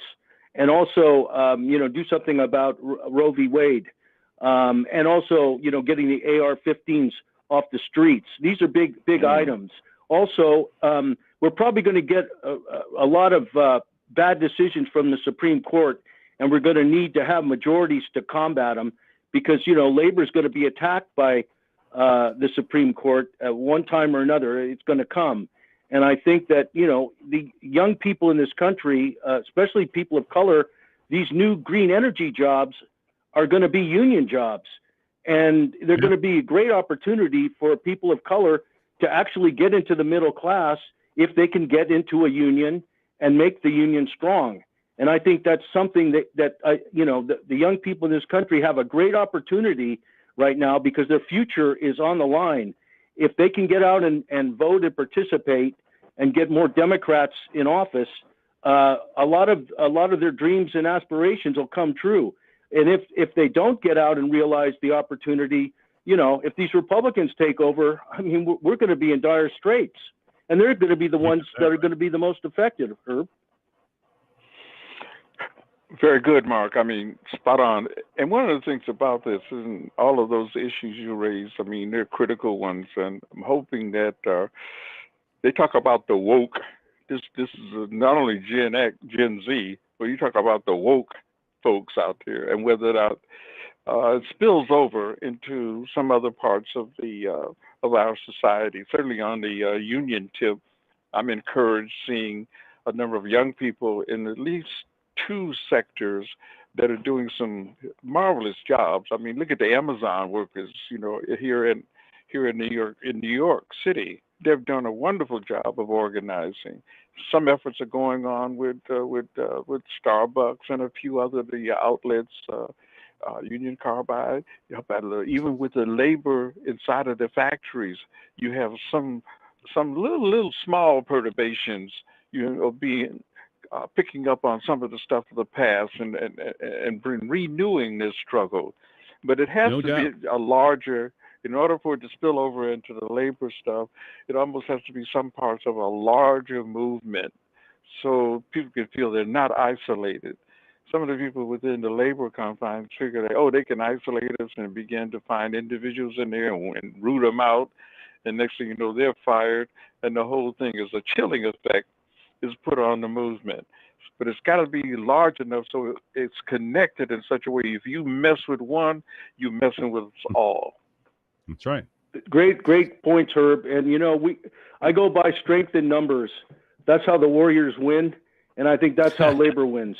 The more unions we can organize and stick together, you have drivers over there at Walmart, and you're going to need drivers. You're going to need the people that are inside the working facilities to join together, because the only way you're going to beat these big corporations is to be united and have a lot of unions backing each other up. That's the only way you can win. Hey, well Joe said, Hill is alive. There you go. And Mark is wrapped up in that and a lot more. Thanks, you, Mark. Appreciate you, man. I must Herb, tell you, what's happening. You know what's happening, Herb. You got it. Well, we are on sure. point, man. We need a lot more soldiers on this front. And, you got that right. I think what's happening you've been on now, the front lines. We got these people coming back in. They seem to be excited. We have to take advantage of that enthusiasm and give them Hey, something get them more, excited, more Herb. grab on to. Here's some other issues you can fight for. I mean, you back you in go. the classroom. Okay, let's talk about what's going on with the police brutality because it continues. The situation Exactly. down with the young man down there in Arkansas. I mean, in Mulberry, exactly. Arkansas. I mean, it's almost like Hey, we got Rodney lots King, to talk about Jeff. next week, man. One of these days, we're going to mic you up in that classroom, broadcast it live. Well, maybe on tape. Hey, maybe I'll do that. I love that. We do it here on the Jeff Santos Show. Hey, thanks, Herb. All the best. Okay, next Thursday. Next Thursday. Be there. It'll be right back with what? The Jeff Santos Show is brought to you by Mass Peace Action. With over 9,000 supporters in the state, MPA uses the power of grassroots organizing to end war, create a more just foreign policy, and cut wasteful Pentagon spending to support the needs of the American people, like healthcare, education, infrastructure, and the environment. 20 years of war is long enough. To become a member or learn more, visit masspeaceaction.org. Don't wish for peace, work for it. Haul packages for a living? A gas-powered Mercedes-Benz Sprinter delivers. Transport people? A Sprinter van with 0% financing is a 5-star idea. If food delivery is your thing, then a gas Sprinter caters to you. And if you're a general contractor, the Sprinter with 0% financing nails it. With innovation, safety, and technology, Sprinter is built for you. And it's built for your bottom line with 0% financing.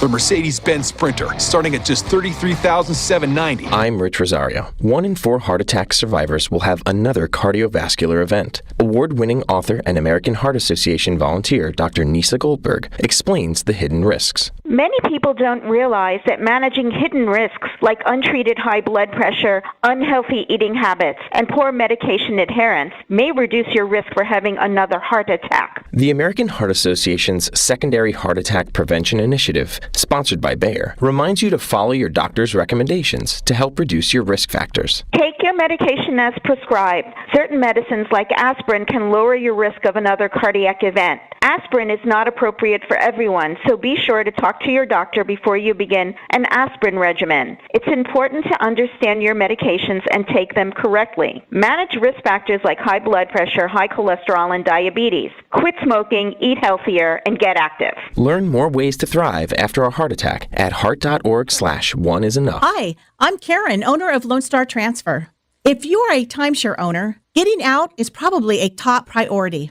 And now that annual maintenance fees are coming due, this ongoing burden and expense is at the top of your list. Thankfully, we can help. Let us do for you what we have done for thousands of others across the country. Our process is done legally, ethically, and quickly. Lone Star Transfer has a 99% success rate and an A-plus rating with the Better Business Bureau. We are a family-owned business and will personally make sure your experience is a pleasant one.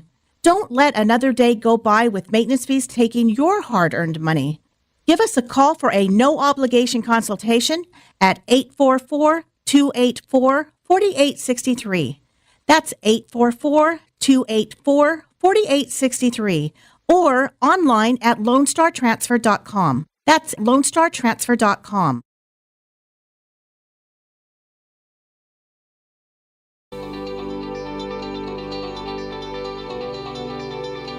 Supporting the middle class. This is the Jeff Santos Show.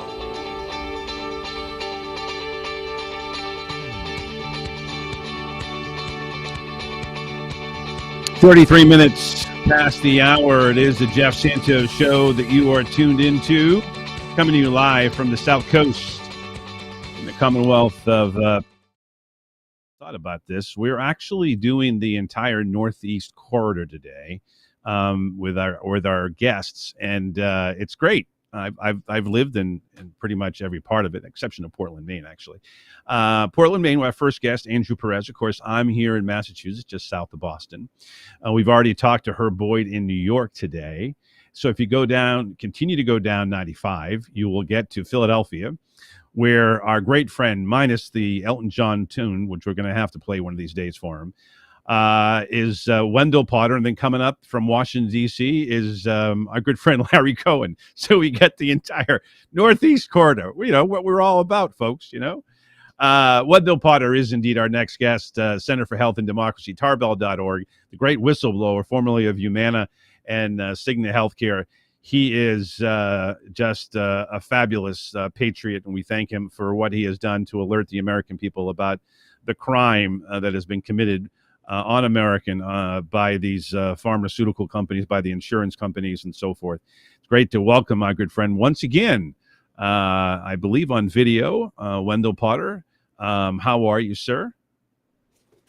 I'm good, Jeff. Yes, How are there you? you are. Very good, very good. You're standing up today. I love it. And I love the tie-dye shirt, around. too. Yeah, Okay. I'm on vacation at the Jersey Shore, so I just very moved into cool. the porch. You probably hear Yes, grandchildren. no, that's fantastic. Well, it's great, and you deserve some time away. I used to spend a lot of time down there in Rehoboth and Dewey and all that area down there in Delaware. So I don't know if that's where you are, but we wouldn't necessarily have to tell people. But it's a nice coastal area, anyways, a nice resort area for you. Yeah, it's So great. I hope you're enjoying the beach. Yeah. Well, it's good to be here. yeah, it's good to have you, and it's good to have you on video with that tie dye. It brightens up my screen. That's great. Well, we've been talking a lot over the last couple of days about this education issue. It's not only the education issue, but I think we're dealing with some progress. With what progressives as a whole are wanting to do. There's some success. We noticed there was only 10 on the prescription drugs on healthcare, but we did get something on climate change, at least the beginning of some kind of foundation. Obviously, the raising of the taxes on the 1% and 2% was another good thing. And then yesterday we had, again, not everything we wanted. If you're an advocate for free public university, as I am, and I know you support in general, but it's getting there. And I guess I'm wondering about, because you've been very realistic on this, and our first guest was your protege, Andrew Perez, now of thelevernews.com, and he broke a story you may have read about this Barry side character who gave $1 billion to, I call him Lex Luthor, but it's actually Leonard Leo, who's a Republican operative close to Donald Trump, who's going to have all this money at his side here for years to come to do what he wants with it. And I worry that is still out there. But if progressives can make incremental change and they add more people to the progressive movement, I was so enthused on Sunday when I had a chance to interview Sean O'Brien of the Teamsters. Well, Teamsters and Sean O'Brien don't necessarily go with Bernie Sanders and Sarah Nelson, right? Well, they were all there together. And that to me is the expansion that we need of, and why you're involved with business leaders for Medicare for All. You have to expand it, not lose the focus of why you're there and just sell out and, and spend every day on vacation, in Tahiti.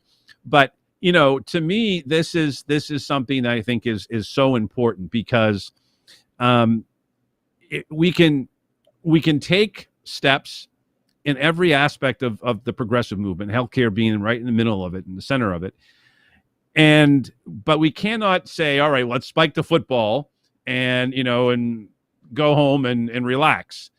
It's the complete opposite of that. We need to continue to fight, and we need to continue to push Biden, who pushes his chief of staff, who gets, incoming from his deputy chief of staff, who's a Clintonista, and Bruce Reed. And, and that's the fight we have. And I'm just wondering, Wendell, how you feel about this, because you had talked about the influence of money and, all of this that comes into play. So if we can get small victories, and again, long way to go, then that's what we have to sort of celebrate and then keep on pushing. You agree? I do, Jeff. You're exactly right. You need to play the long game, but also the short game, and see the yardage as the game goes by. and score some victories. And that what that means is it's incremental change, but you still have the ultimate goal of Medicare for all, for example, or getting rid of student debt entirely. So you take the victories as you can get them, and put it in context, knowing that the other side is spending enormous amounts of money to try to keep this change from happening. So you're always, if you're progressive, typically in a David and Goliath kind of competition. Right. Well, there's no doubt. That there's the corporate wing of the Democratic Party and the entire Republican Party, A to Z, have the money. And, in order to compete, you have to raise a lot of individual dollars. And, people like Sanders and other candidates that have run have done that. But it's really hard when you're coming across $1 billion from Mr. Side there in Chicago. And, it is really an alarming scenario that, frankly, is very problematic for our democracy. It is. You got someone with that kind of money, putting it to use that way to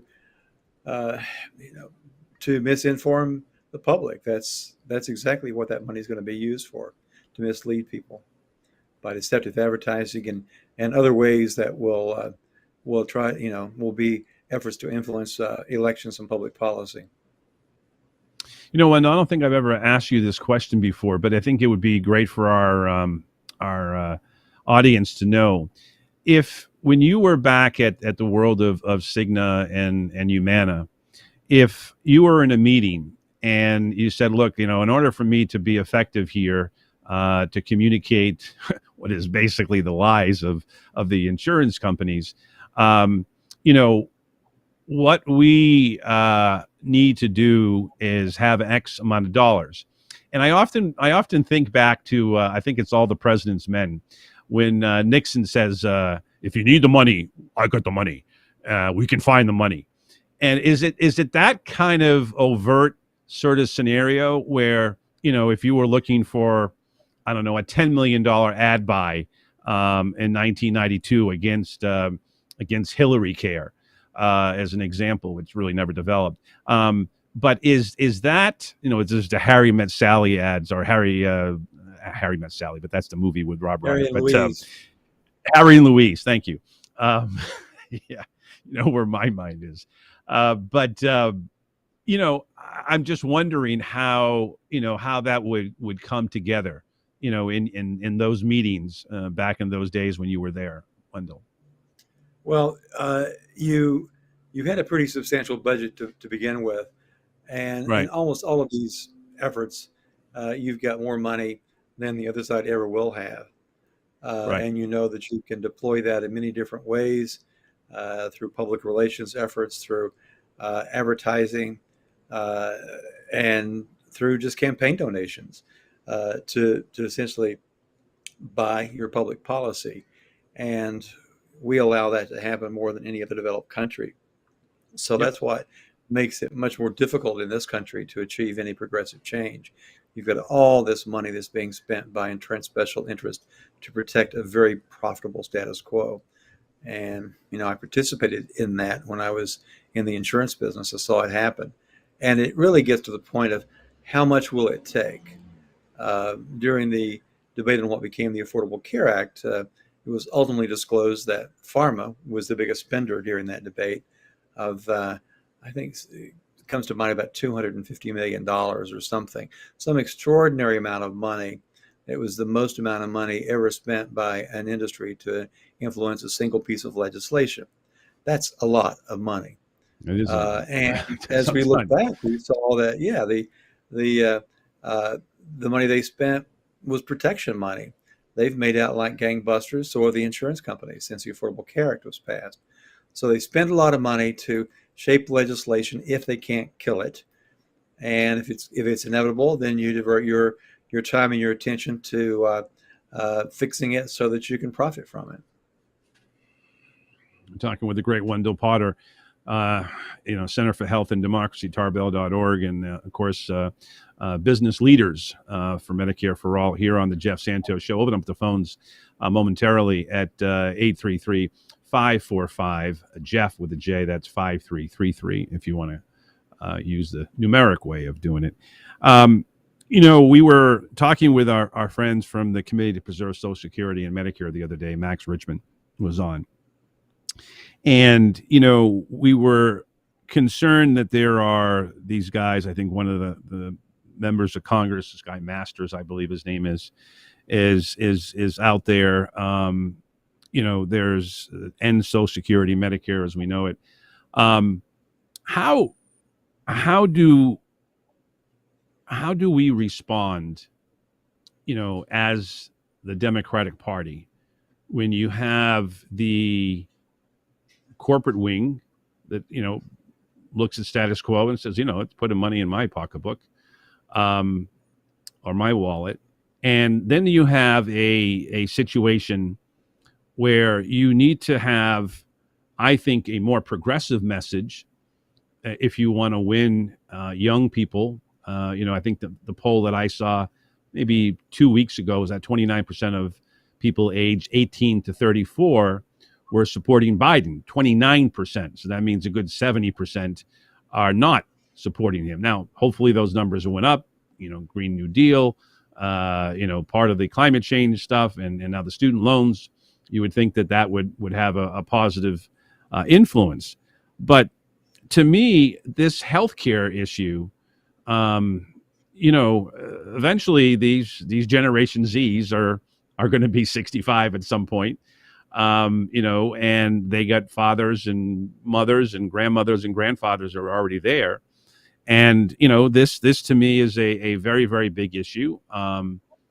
How do we, as Democrats, should we be doing to talk about the BS going on? That Medicare Advantage, is in front of your face, every day with Joe Namath and William Shatner, familiar faces to American seniors. And I worry that, that it's not getting enough attention still. And now we're going to have, similar ideas on Social Security, privatize there. Your thoughts? Yeah, and I think members of Congress are beginning to pay more attention to Medicare Advantage than they have in maybe forever, and it's a good thing. There are those of us who've been bringing to their attention the problems with that program and how big insurance companies have been using it as a cash cow. As you know, I've been writing about it a lot, and we're getting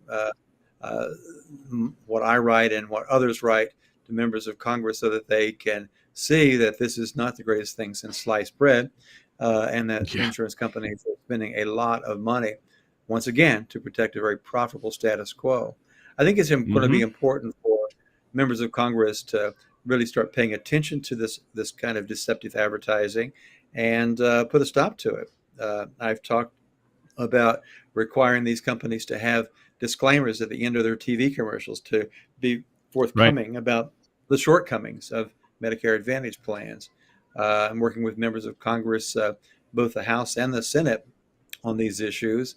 One will be introducing a significant Medicare Advantage transparency bill next month. Senator Wyden is sending a letter to his Department of Insurance back in Oregon, asking for information on rate filings and other information pertaining to the Medicare Advantage program. So they're beginning to wake up and pay a bit more attention to this issue and this program that has been essentially stealing money from the Medicare Trust Fund for years and years. I was wondering, and I don't know if, it's a cost-effective thing, but I'm wondering if there are any groups out there that would look to buy time on some of these Westerns. As you know, I had a chance to live with my folks, and, we watch these Westerns together, and, Gunsmoke being amongst them. And you get all these Medicare Advantage shows. I mean, they're on almost every much on a loop, at 10 past the hour, at 25 past the hour, at quarter of the hour, and so forth. And I'm wondering, if there could be an effective policy, aimed at seniors, who remember the old days. And maybe there is an old actor, from that time period who's progressive enough to say, look, what you're seeing here is complete BS.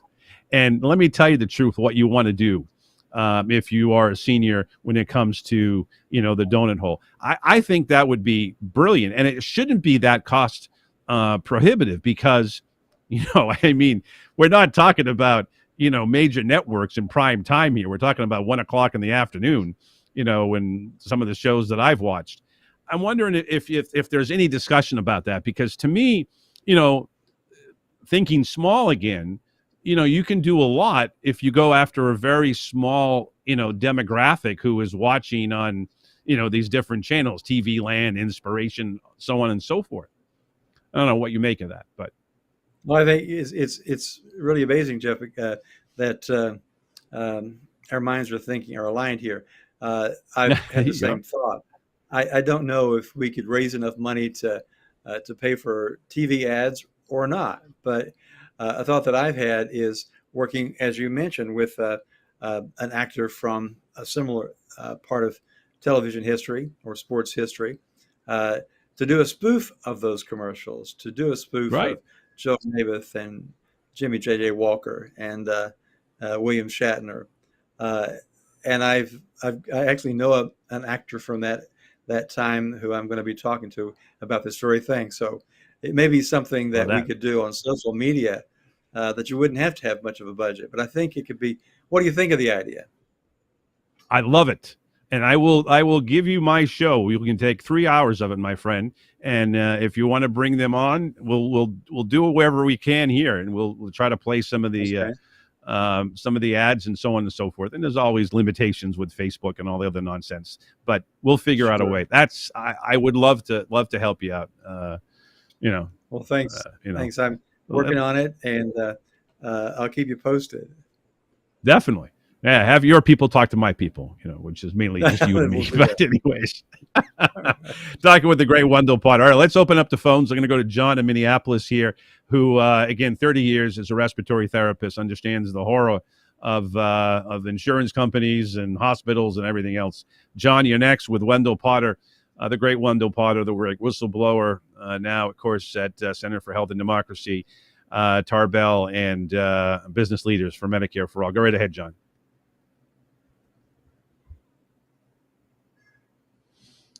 John, can you hear us?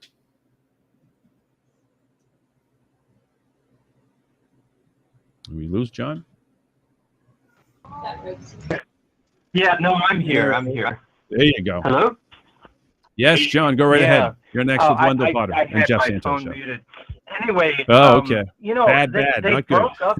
up Medicare. Yeah, go ahead. Hello? Go ahead. Hello? Yeah. No, go ahead, John. Go ahead. They broke up Medicare to regions to make it more supposedly competitive. But one of the things that I worked with as a respiratory therapist, because the services that they would pay for, say in Florida, and the services in the upper Midwest were two different things, and that was just done administratively. It wasn't presented to the American people that, this is what we should do. It was done, I believe, during the Reagan administration, or maybe during the Bush administration. And it had a different effect, really, that than was intended. And people in different regions of the country were, they could get more services from Medicare. So they've been playing around with Medicare and with the public's money for years. And these are private interests that essentially are not interested in patient care, but interested in monetizing Medicare to make it make more profit for them. And it's really, it's unconscionable. I don't think there's any country in the world that takes public monies, billions of dollars, and turns it over to huge private entities, whether there be hospital organizations, HMOs, PPOs, and private insurance companies, and just says, have at it, and whatever's left over, you can do some patient care. There's so much money that is not, going to the patients. And I would say that in my wife's experience just recently, it was a disadvantage for her to be a Medicare patient because they weren't going to get the reimbursement that they would from a private, insurance company. And so they just ignored her. And as a result, So, great story. I want to get Wendell's thoughts on that because that to me is an example. Yeah. No, that's okay, John. We love that you can digest a story here in a few minutes of talk radio time. Go ahead, Wendell. Yeah, John's right about the origins of the current Medicare bifurcation, if you will, which goes back to around in the Reagan years. The predecessor to Medicare Advantage was called Medicare Plus Choice, and when I worked at Humana back in the late 80s and early 90s, Humana was a big player in that program. Not a lot of the other companies jumped in. They didn't think they could make enough money, and it was kind of withering on the vine. But it was a Republican program to privatize the Medicare program. When George W. Bush was elected president and Republicans controlled Congress, they passed in 2003 what was called the Medicare Modernization Act of 2003. And that bill is what created the Medicare Advantage program as we know it, which has led to overpayments to insurance companies to entice them to come in and participate, a system that they've been able to rig to maximize profits at taxpayer expense. And they've been able to get a lot of Democrats to turn the other way as this thievery has been going on. Medicare has always, from its inception, worked with private insurers to a certain extent. John's right, too. There have been regions of the country, the country's been divided up, and that was the case historically, and private companies did the back-end administrative work for Medicare. But it wasn't the same as it is now. It's very, very different from Medicare Advantage, which has just been exploited by insurance companies to make huge profits for the shareholders. John, thank you for the call. Great stuff as usual, and the best to Christy getting the care she needs. Let me just say this. We got about a minute here, Wendell. I really believe that if you were to go to Denmark right now and watch television, you will not see anything like a Medicare Advantage commercial, or any place in Western Europe for that matter. They're not going to allow this thievery to go on. I mean, and that's what we're dealing with here. 30 seconds. You're exactly right. Yeah, just kind of turn it around. Can you imagine the people who come here from Denmark or the UK or from Canada and see these ads and wonder, what in the hell are they talking about? Yeah.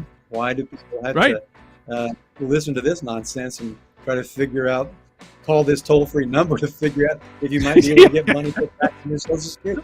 What planet are we living on here? Enter your zip code. Oh my! Right, exactly. Captain Kirk, where have you gone? Hey, it's so great to see you, Wendell. Enjoy your vacation home, and we'll look forward to seeing you back on the air in a couple of weeks. Thank you, man. Always, you're a great patriot. Thank you. Thank you, Jeff. Thank you. Talk to you as always. Same here. We'll be right back with the end of the line. Washington, D.C., that Northeast corridor. Larry Cohen, Our Revolution, back in a flash.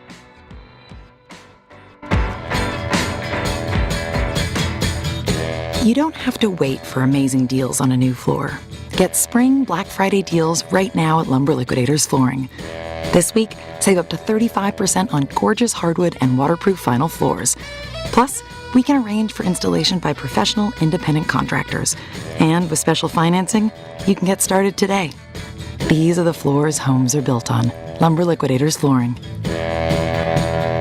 The Jeff Santos Show is brought to you by Mass Peace Action. With over 9,000 supporters in the state, MPA uses the power of grassroots organizing to end war, create a more just foreign policy, and cut wasteful Pentagon spending to support the needs of the American people, like healthcare, education, infrastructure, and the environment. 20 years of war is long enough. To become a member, Or learn more, visit masspeaceaction.org. Don't wish for peace, work for it. I'm Rich Rosario. 1 in 4 heart attack survivors will have another cardiovascular event. Award-winning author and American Heart Association volunteer Dr. Nisa Goldberg explains the hidden risks. Many people don't realize that managing hidden risks like untreated high blood pressure, unhealthy eating habits, and poor medication adherence may reduce your risk for having another heart attack. The American Heart Association's Secondary Heart Attack Prevention Initiative, sponsored by Bayer, reminds you to follow your doctor's recommendations to help reduce your risk factors. Take your medication as prescribed.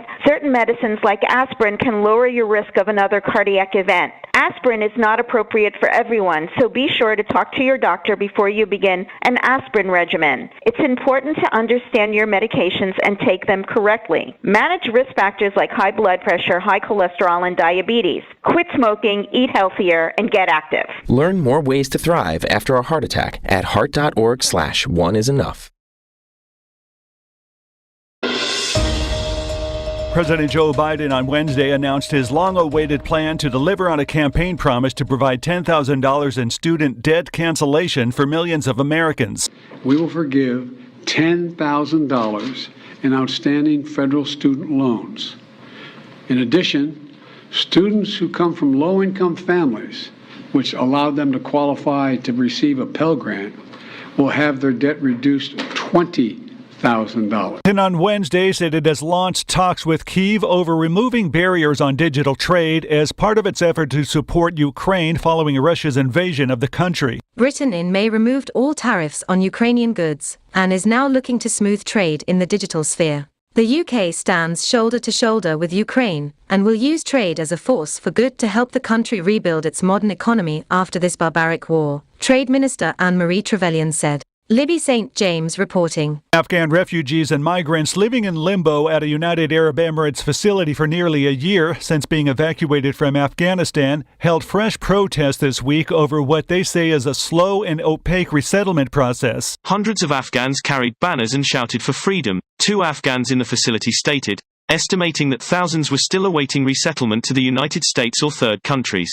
Images and videos shared with Reuters showed children, women and men protesting inside the facility in Abu Dhabi, known as Emirates' humanitarian city, with temperatures in the Gulf Arab state reaching 100 degrees Fahrenheit.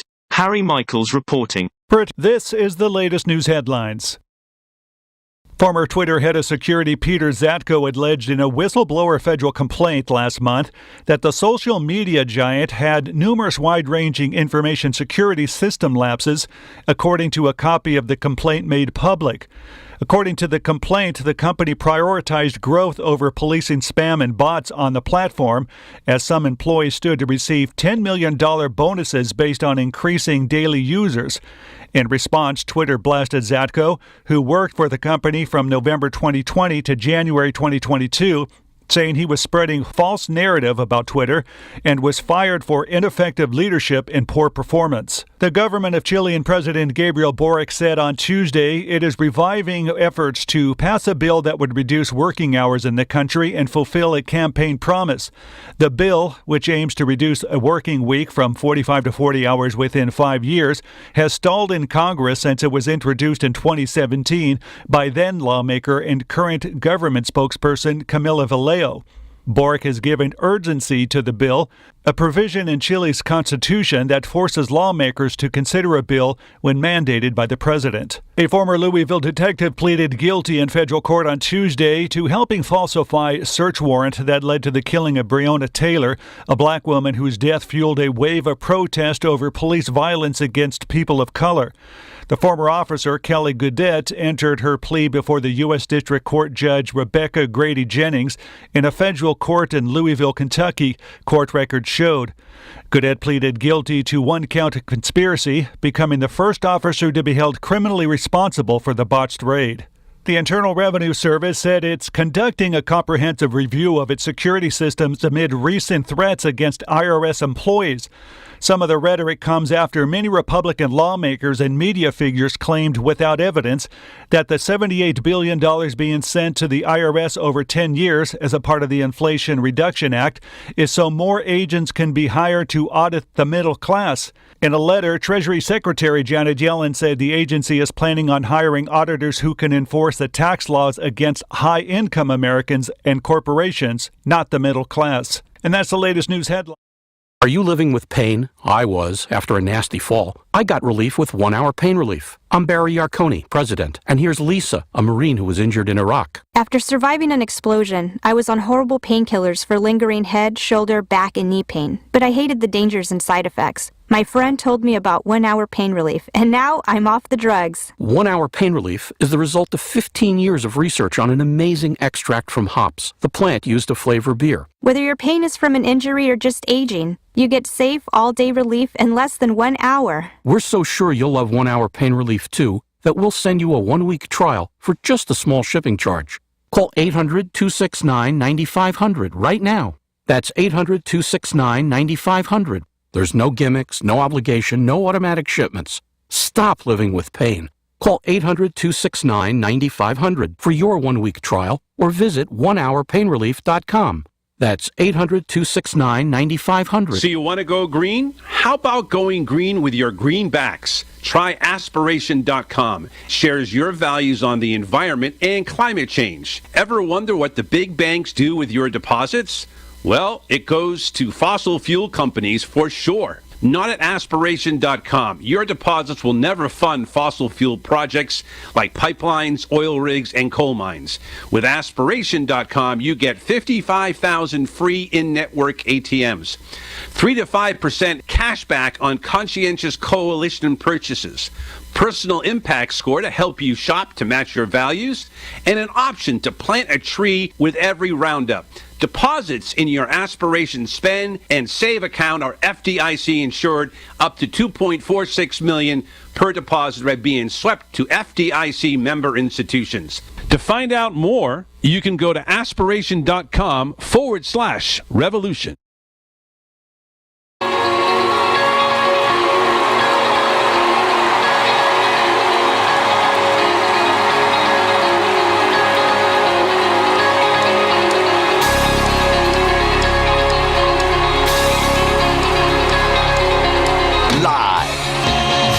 Is the Jeff Santos Show on the Revolution Radio Network. Rebuilding America together, investing, activism, and supporting the middle class. Now, here's Jeff.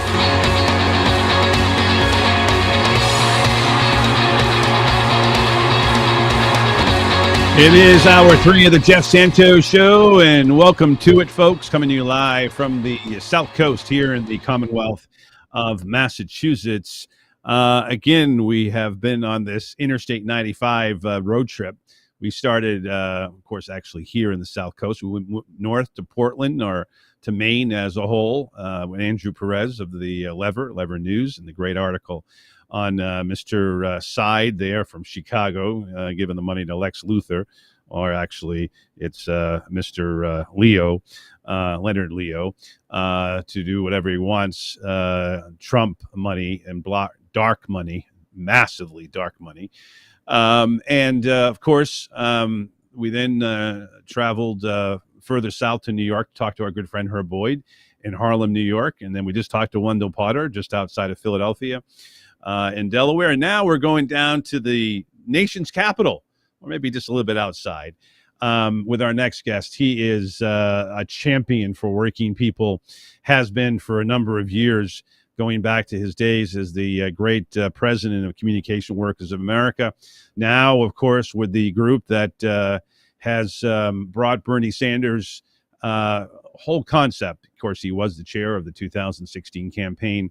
He's now the chair of Our Revolution. He's our regular guest every Thursday here on the Jeff Santos Show. He's the great Larry Cohen, and he joins us on our version of the southern part. Here he is, live and in color.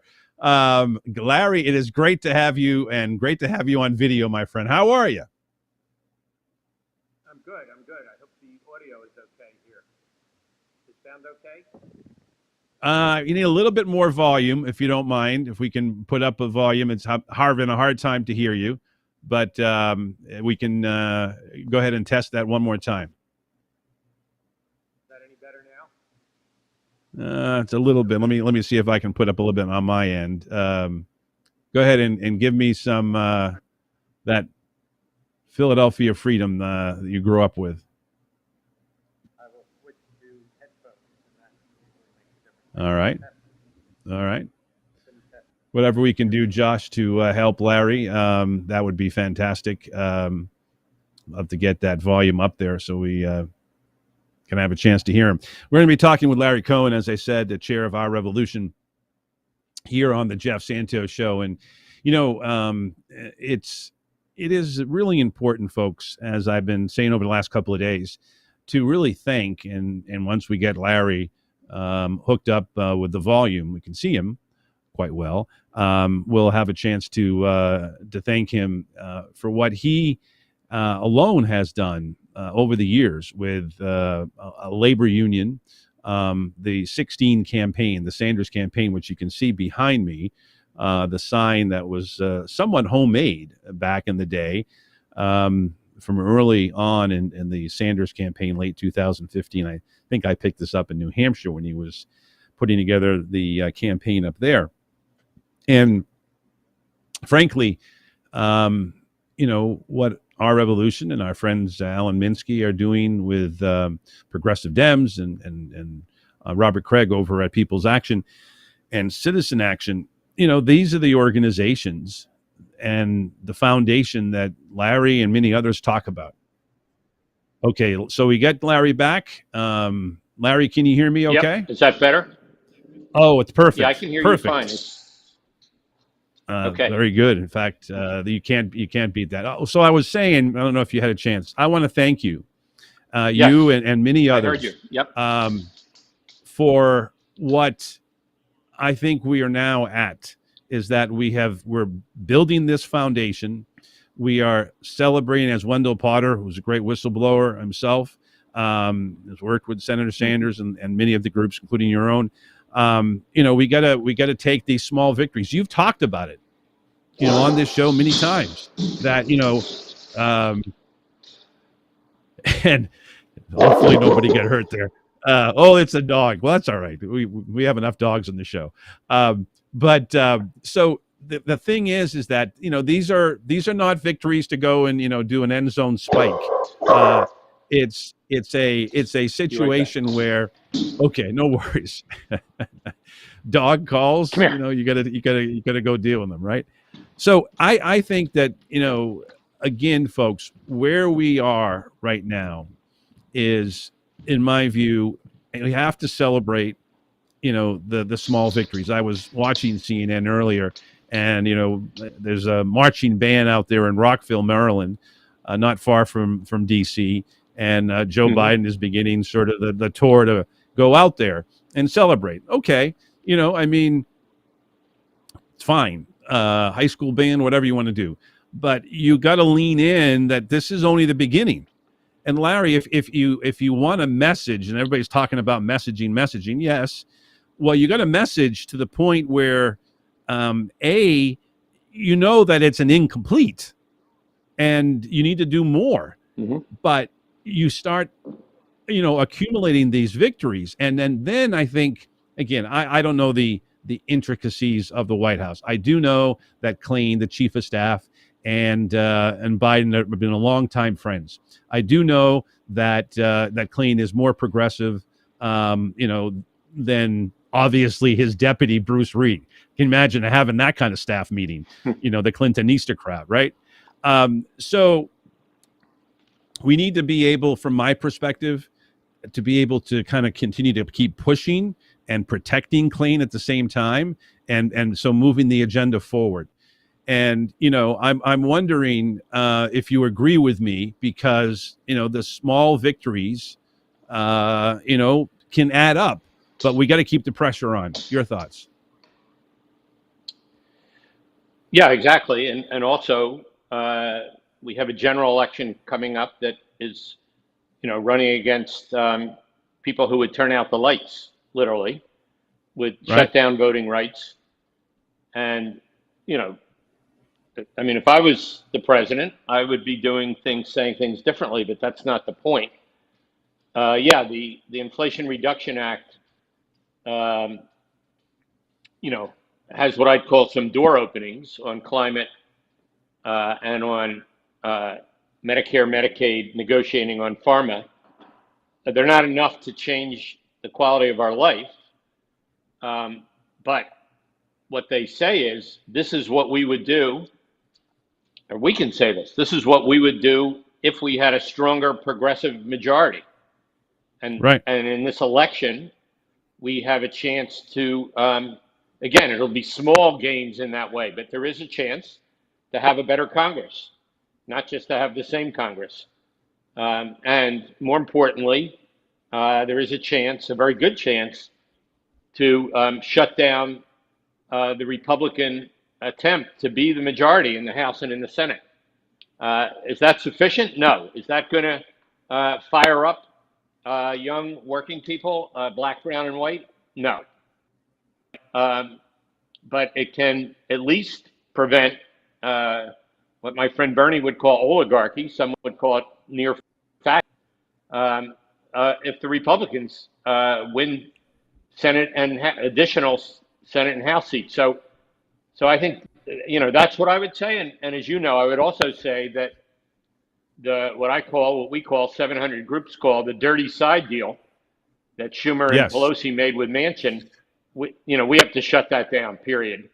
That will actually say to frontline environmental groups that are battling to save their own communities that you're done. That side deal would make it easy, and it was literally written by the American Petroleum Institute. The draft that I got before it was passed, before the Inflation Reduction Act was passed, literally has API stamped on every page. How stupid they can be to release it that way. At least that's how I got it. That's not the official release, but that's what it is. It basically says that we're going to pave the way for fossil fuel projects and technically renewable projects, but renewable projects don't need it. But for new pipelines, for new drilling, in the heart of the very same communities where we've been battling them, you know, for decades. And we're battling against cancer, we're battling against asthma, you know, we're battling against clean water. This is literally survival, but we're also battling for the climate because we are far behind the Europeans, who have a much more dire situation on energy than we do. 38% increase in Germany in electricity costs, or in Ukraine, and it's going to continue to get worse. And they're doubling down on renewable energy. It's not the only thing they're doing, but compared to our country, and in Europe, the fossil fuel companies are being forced to invest in renewables. They wouldn't dream of doing that here, but that's what the European Commission has done. So what used to be called British Petroleum is now called Beyond Petroleum. Total, the French company, Shell, the Dutch company, Statoil, the Norwegian company, huge percentage, the majority of their new capital expenditures, CapEx, is going to renewables. Imagine Exxon or Chevron doing that here. We've got to wake up. So whether it's on the environment, or in this case, we will make it about these frontline communities, enough is enough. And they're predominantly black and brown communities. In West Virginia, you know, it's a white working class community battling against the pipeline that he's trying to, through a side deal, put through. So I would say that, you know, for those of us, you know, center left, I call us, we've got to win that battle. We've got to say to Pelosi, it's in the House that we can win it. We've got to say to Pelosi, that's not going to be in the continuing resolution, even though you agreed to that with Manchin. You made that deal. You said you would try to advance it. We're telling you you're not going to advance it. Raul Grijalva, former chair of the Progressive Caucus, is leading this fight to say you're going to get a standalone vote, Speaker. That's it. Or we're going to have a full-scale rebellion. So I think right now, aside from battling the Republicans, the number one thing for all of us, whether for me it's workers' rights or whether it's health care for Wendell, we've got to stop that side deal because the cynicism that will set in if they pass that, which guts the Environmental Protection Administration, it streamlines the judiciary, already horrible judiciary, so that these Yep. cases move much faster if they go to court. We've got to stop it. Talking to the great Larry Cohen, the former president of the Communication Workers of America, now the chair of Our Revolution, chaired Bernie Sanders' campaign. And, again, I don't know if you can see, Larry, behind me is the homemade sign from the 2016 campaign that you were the chair of, and cherish that one, along with, Speed Racer behind you as well.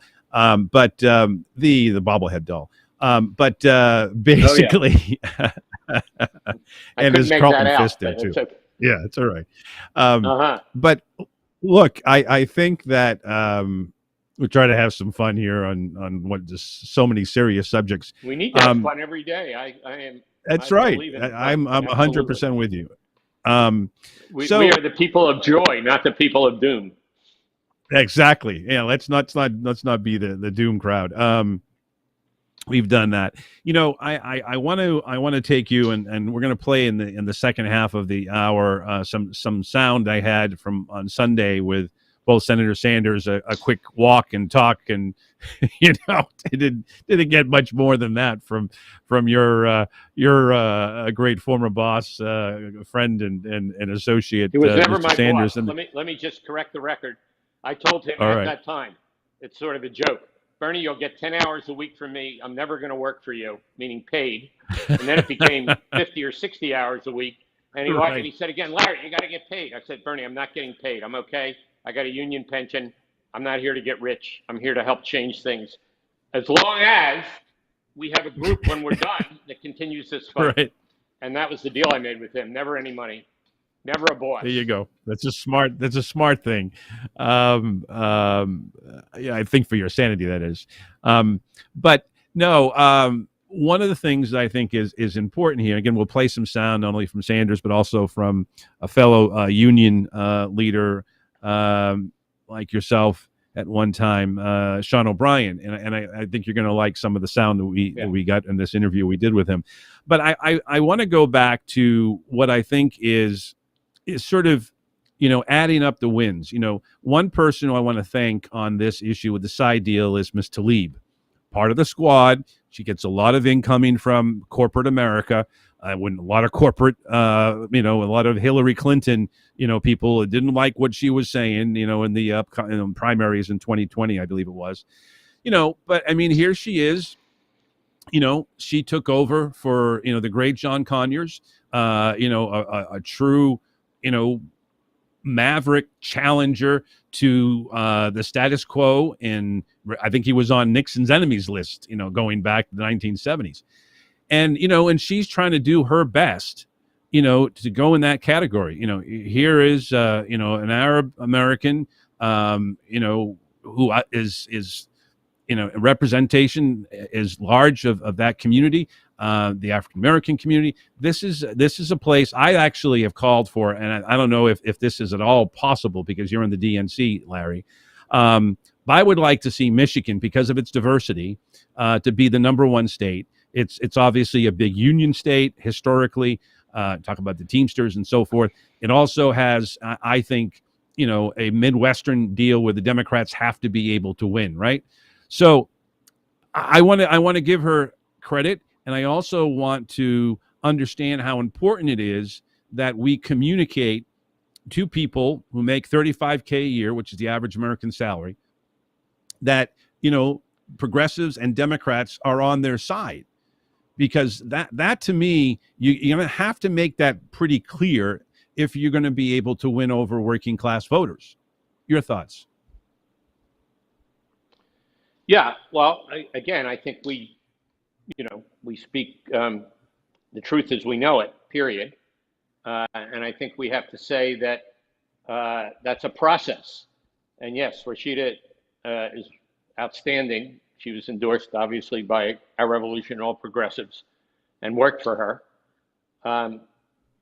But I think, we also have to say, first of all, in terms of the issues that working people care about, um, you know, at best, we've made a modest start in a couple of ways, and period.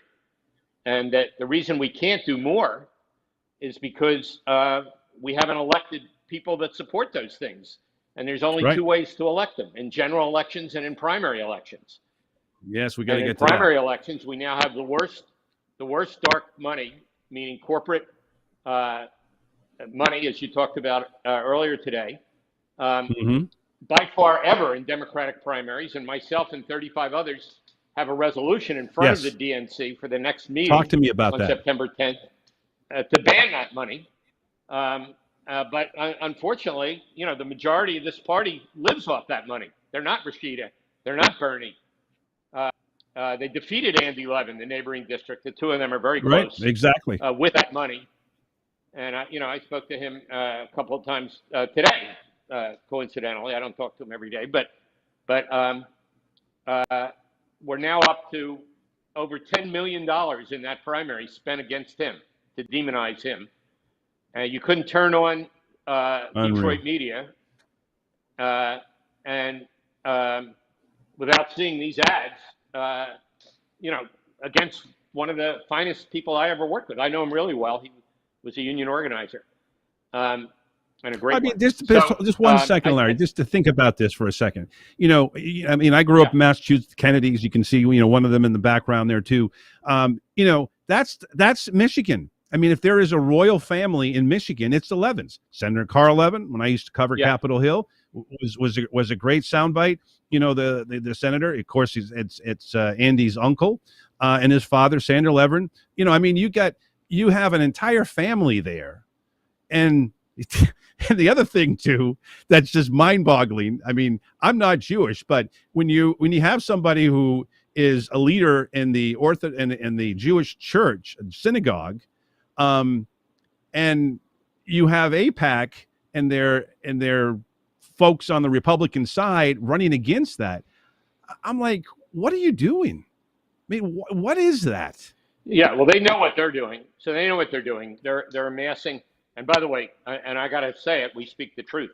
I learned today that Planned Parenthood spent $5 million, more than $5 million, against Andy Levin, supporting a woman on the, Haley Stevens, who is not his match on any issue that working women care about. She undermined the PRO Act. She tried to undermine the Minimum Wage Act. And that primary is 2 weeks ago. The question is, what do we learn from these primaries? And to go back to your point, it's what is our message to working women and men, black, brown, and white across this country about politics? And our message is the very short one. We work in primaries because that's how we get progressive candidates. And then in the general election, we work to defeat the authoritarian, corporate-backed Republicans in every case who are worse. But this train runs on two tracks. Right. And for those people who just want to say, Biden got this done or that done, I could say that too. But again, without taking up too much time here and being quicker, that's not going to cut it. When, young workers vote for a union and don't get bargaining. There's no bargaining going on at Starbucks. There's no bargaining going on at Amazon. There's no bargaining at Trader Joe's. Again, we don't have enough time to dive into that. Andy Levin, just to mention him again, by far the best and most knowledgeable champion on those issues. That's why a lot of that money poured in, even to Emily's list. I don't care where they got the money. Right, this is exactly. what's going on. And the money goes to Democratic consultants who make the videos, place the ads from the videos on TV, dominate the Detroit media market. 15%, and baby. Then get 15%. Yep. And become, even richer. They're already rich to begin with. That is as much the problem. But in the general election, which we're now headed into, around 100 days, we've got to say to working class people, again, black, brown, and white, they're all disaffected.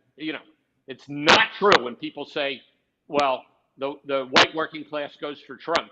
Well, first of all, it's a minority of them. And it is true that to a greater extent than for black working class people and brown working class people, white working class people have issues about racial justice and other things that take them to Trump.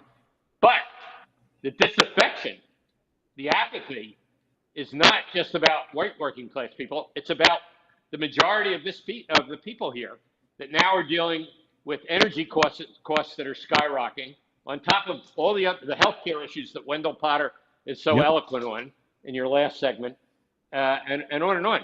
We've got to say to them, yes, as you said, there's some small insulin prices will go down. The Republicans, every single one voted no. And so we've got to take the examples 30 we've seconds. had and say the door is open, but to push through the door, we have to defeat the Republicans and we have to elect progressives in Democratic primaries. We have to do both. For sure. We are talking and actually seeing for the first time here on the Jeff Santos Show our good friend Larry Cohen, chair of our revolution. Got those headsets. I like that. They're pretty cool. We'll be right back with Larry Cohen and your phone calls, 833-545-JEFF with a J. No coughs allowed. We'll be right back.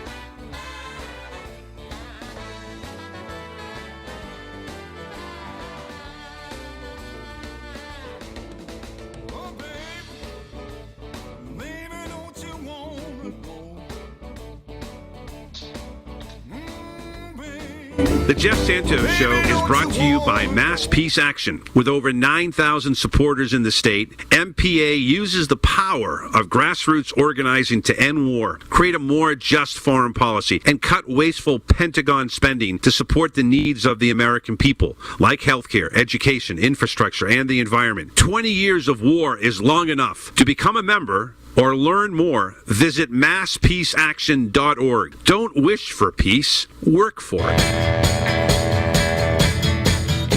You don't have to wait for amazing deals on a new floor. Get spring Black Friday deals right now at Lumber Liquidators Flooring. This week, save up to 35% on gorgeous hardwood and waterproof vinyl floors. Plus, we can arrange for installation by professional, independent contractors. And with special financing, you can get started today. These are the floors homes are built on. Lumber Liquidators Flooring. So you want to go green? How about going green with your greenbacks? Try aspiration.com. Shares your values on the environment and climate change. Ever wonder what the big banks do with your deposits? Well, it goes to fossil fuel companies for sure. Not at aspiration.com. Your deposits will never fund fossil fuel projects like pipelines, oil rigs, and coal mines. With aspiration.com, you get 55,000 free in-network ATMs, 3 to 5% cash back on conscientious coalition purchases, personal impact score to help you shop to match your values, and an option to plant a tree with every roundup. Deposits in your Aspiration Spend and Save account are FDIC insured up to $2.46 million per deposit by being swept to FDIC member institutions. To find out more, you can go to aspiration.com/revolution. Hi, I'm Karen, owner of Lone Star Transfer. If you are a timeshare owner, getting out is probably a top priority. And now that annual maintenance fees are coming due, this ongoing burden and expense is at the top of your list. Thankfully, we can help. Let us do for you what we have done for thousands of others across the country. Our process is done legally, ethically, and quickly. Lone Star Transfer has a 99% success rate and an A+ rating with the Better Business Bureau. We are a family-owned business and will personally make sure your experience is a pleasant one. Don't let another day go by with maintenance fees taking your hard-earned money. Give us a call for a no-obligation consultation at 844-284-4863. That's 844-284-4863. Or online at LoneStarTransfer.com. That's LoneStarTransfer.com.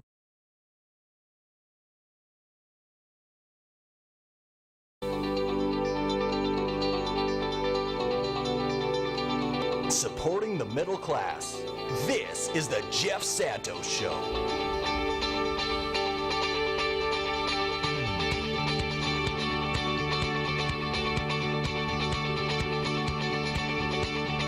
33 minutes past the hour. It is the Jeff Santos Show that you are tuned into, coming to you live from the South Coast here in the Commonwealth of Massachusetts. We're talking with the great Larry Cohen, chair of Our Revolution, the former chair of the Sanders for President campaign in 2016, and of course, the former president of the Communication Workers of America.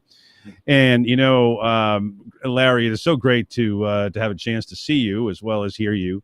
I must tell you, I thought of you today when I was talking with Andrew Perez, who is an old friend of Wendell Potter, worked with him, and a good and a great investigative journalist in his own right. We were talking about this guy, Barry Side, right? He gave all the money to I call him Lex Luthor. His name is Leonard Leo on the Republican side. But, you know, you just mentioned this. And I asked a question to Andrew. He couldn't really give me an exact, comment from anybody. But I can imagine that the Republican party is all excited about this, right? A billionaire, because they're always been, concerned about Soros and the Democratic side, even though there's nowhere near the amount of money that, $1 billion. Now, I'm wondering, some of the right-wing corporate wing of the Democratic Party, when they see that side, gave the money, like, oh, well, geez, what we're going to do now? Well, we have to get our own guy. Who can we go after? We got crypto guys out there now, and, they got involved in the race in Florida. Can we get that? It's that kind of insanity, as opposed to thinking Bernie Sanders, 2016, $27, an individual. They're ready to figure out, well, who can we get? And that to me has to end at some point. Yeah, but the only way to end it is to force Democrats who run to disavow that money and not to make deals. Yeah. I can tell you that the crypto people have put over $1 million into many of these Democratic primaries, over $1 million into many of them. Yeah. And in exchange, and they won't say it's an exchange. I'm saying it that way. I'm taking liberties. Right. Not, that's true. Yeah. That's the reality. because You're not getting the money for nothing. In exchange, they're supporting regulating crypto through the Agriculture Department, not through Gensler, who's an expert and heads up the SEC. And so, unreal. Is Vilsack still there? The Agriculture Department?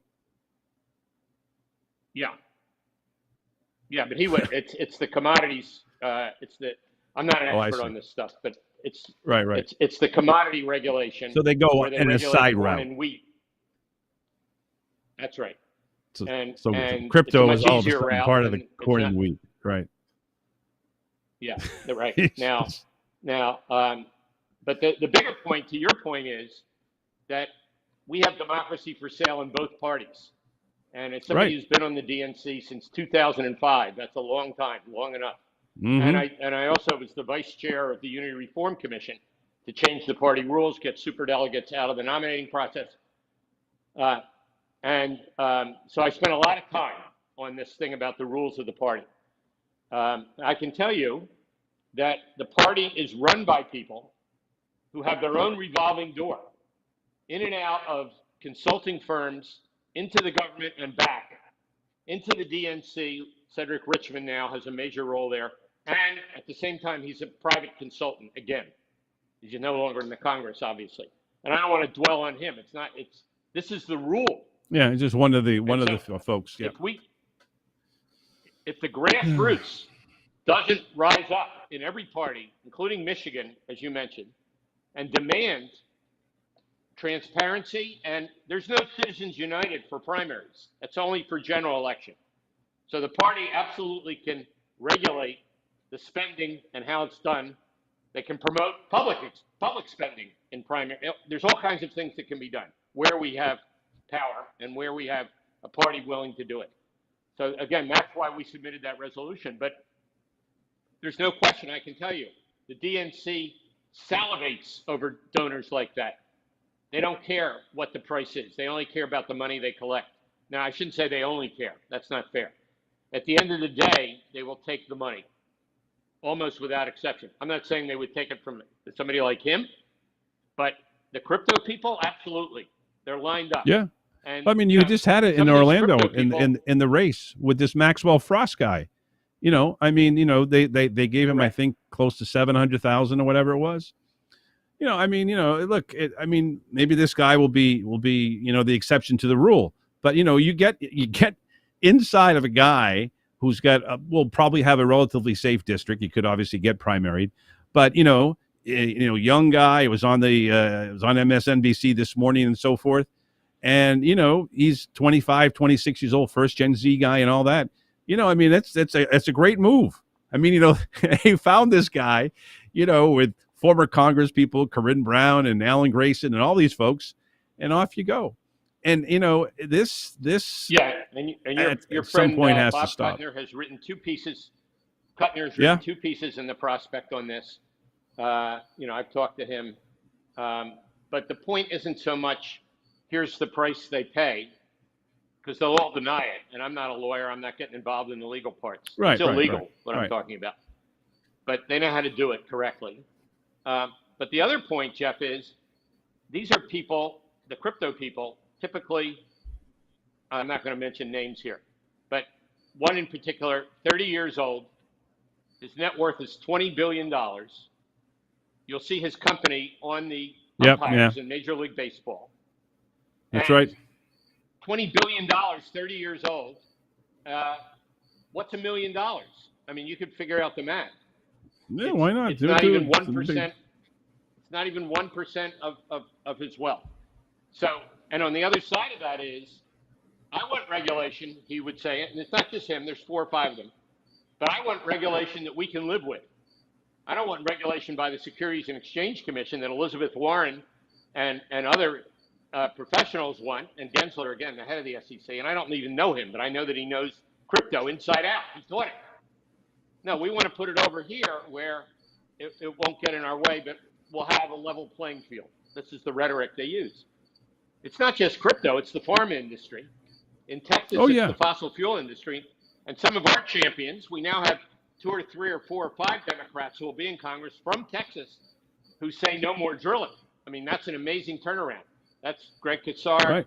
You got Crockett and Kazar. And been there. Right. So I mean, thankfully, I mean, it's not hopeless, but it's hard. No, it isn't. It's very, very, it very is hard for people to believe in any of this. Well, I'm gonna ask our great producer Josh to play the cut from my interview with Bernie Sanders, and particularly toward the end, I think you're gonna love because it's authentic Bernie. Let me just say, I think it's great that you got that interview. That's great work. Well, I appreciate it. I literally had to bounce out of a door, and the bouncer that was trying to prevent me from getting there, and I ran down the street and finally got him. So here's Bernie Sanders and yours truly from Sunday. Go ahead, Josh.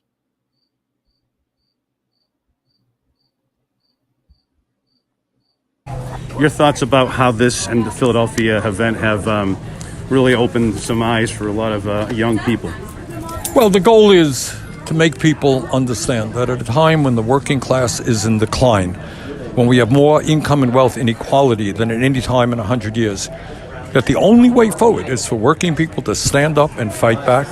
And the most effective way to do that is to join unions. So we're seeing a rebirth of the trade union movement in this country. I was just on a picket line with Starbucks workers, Amazon workers here at MIT, and all over the country. People are beginning to form unions. That's a great thing, and we're trying to do what we can to help that. Do you think that's about it? Thank you very much. Thank you, Senator. Okay. Look to have it on my show sometime soon. Okay. Thank you, Bernie. Okay. So that's Bernie. One question, that's it. Off you go. But he stated, it's the fact. The need for labor, to me, is so critical. And we'll play a cut from Sean O'Brien a little bit later. And I want to get in our good friend Mark from San Francisco, who has some ideas for you. Who was also a former labor leader himself at the San Francisco Chronicle in the printing area. But that's it's a little levity here. That's Bernie. He's got his eyes. He had to go, to the major event that day, and only had one. But hopefully we'll get more in the future. A little bit of your thoughts about, obviously what he's about. You've known him for a long time. Yeah, well, let me talk about that issue, which is absolutely right. That when working people have collective bargaining rights and join a union, it's two different things. But Right. when they come together, both things, they then have a basis to do political work that's far different than when they're on their own. Now, I'm not saying every union approaches that in that way. That's my frame. That the platform works inside. If I'm a shop steward, this is what we would preach and teach at the CWA, 50,000 shop stewards. We work on the contract at the workplace. We also talk about the broader issues that frame it. What are our rights to organize? What are the rights of other people to join us and to bargain? What about healthcare, the Wendell Potter view, Right. that we're getting clobbered with every day? And so the problem that we face is that for thousands of people, 45,000 this year that voted in the private sector to join a union, the path to a union contract is torture. The NLRB has had their staffing cut 50%. And again, I work on this issue. And we failed to resolve. By the way, that in this who reconciliation. how does that get cut? Who makes those cuts? Congress. They froze the budget, which resulted in layoffs because their budget's been frozen for more than 10 years, and these cuts go back 20 years, right through Democratic and Republican Senates. It's the Senate is the problem, not the House. Yeah. Again, I don't want to live in the weeds on this stuff, but No, I don't want to go in the weeds, but I mean, that's the reality. The Democrats in the Senate, they control it by one. We have our friends Manchin. We have our friends Sinema, paid and bought to you by the Republican Party and their great fossil fuel friends. What's that? yeah, Manchin actually is okay on that issue. Oh, is that right? Okay, well. But there's others who aren't. There's others one who for aren't. 45. It's not just Sinema, it's Warner from Virginia, etc. But the point would be that for all of the cheering, and even at the end, people joke, you're president of the union, you still act like an organizer. That was sort of an inside joke there at CWA. But all right. That well, is I like still that, what I do. the fact that you I'm are very involved in organizing. And it's a cruel fact that if the best general counsel ever, Jennifer Abruzzo, that's totally to Biden's credit that he named her, and she got confirmed 50-50 with the vice president. And she had formerly been the acting general counsel and assistant general counsel. Anyway, by far the best, and her top staff are the best. If she is cut 50%, which she is, and meanwhile, just one company, Starbucks, has hired 40 additional lawyers through a horrific firm, Littler Mendelson, just to work against the bargaining rights of the 2,000 Starbucks workers who voted for a union in 200 separate elections. 200. 200. They can't win. And so we have to, and I'd say this to Bernie, I have said it to him, we've got to follow through on the organizing. We've got to stand up in every way. And some of them are in Boston for those workers and Philadelphia, those workers to get a contract, not just cheer on that they voted yes for a union. The Amazon situation is more dire than that in Long Island, where you have one warehouse and there's soon going to be a second election. The second one was lost. The third one is coming up. But without that NLRB able to go toe-to-toe with $1,000 an hour union busters, that's what they are, Littler Mendelson. They're pigs from my point of view. I would tell them that if they were on this program. They're pigs. Anything for the money, anything to stop workers from having bargaining rights. But we've got to follow through, Jeff, because otherwise what this is meant to do is to tell people this is the price you'll pay when you vote and join a union. We've got to follow through. It's not just that speech. You're right. It's perfect. It's the follow through. Yeah, you have to. You have to have the backup to the backup, and you got to get people who are going to do the grunt work. And it's one thing to get the party started and to light the fire, as Bernie has, as Kristen Small has, as and Amazon, as the leader in Buffalo, a woman I can't think of her name, started at Starbucks. 213 Starbucks stores. You're right, but you got to get to the next level. This guy. They're going to be outgunned at every entry point that they want to get into, and you're so right. I want to take a quick call from my good friend Mark, who's a labor guy, as I said, from San Francisco. Mark, you're next with the great Larry Cohen. Go right ahead. Yeah, Larry, I agree with your the way you want to basically proceed politically. Win the next election and keep nominating progressive candidates going forward. But we've got to hold the line with Democrats having the majority, so we can get voting rights back. And also Roe v. Wade qualified. So those are two big objectives I think we need to look forward to this next election, why we have to really push forward for Democrats. But I think the one thing I would ask you is, wouldn't it be a good idea for organized labor to start protesting the owners that hire these union busters? I mean, can't they be at their house picketing and putting pressure on them and telling them, hey, look what you're doing to our workers. You're hiring these union busters. Instead of giving them a raise, you're giving these guys thousands of dollars from getting them so they can't get a contract. Yeah, well, I think, Mark, you will see that. But just one example, again, back to this very small thing that I'm focused on, the NLRB and their staffing. Abruzzo was able just now to get a federal judge, I forget now if it's Kentucky, it's Tennessee, to force Starbucks to rehire 7 fired workers in Memphis. That's called injunctive relief, skipping all the steps and going right into court. That she led that fight, personally led that fight, and assigned the lawyers to do it. Just imagine if she had the staff to do that. I mean, yes, right. We could shut down Starbucks stores, not only where they're organized, but all over the country, if that's what we all decide to do together. But how many of those things can we do? And how do we level the playing field so that it's like every other democracy?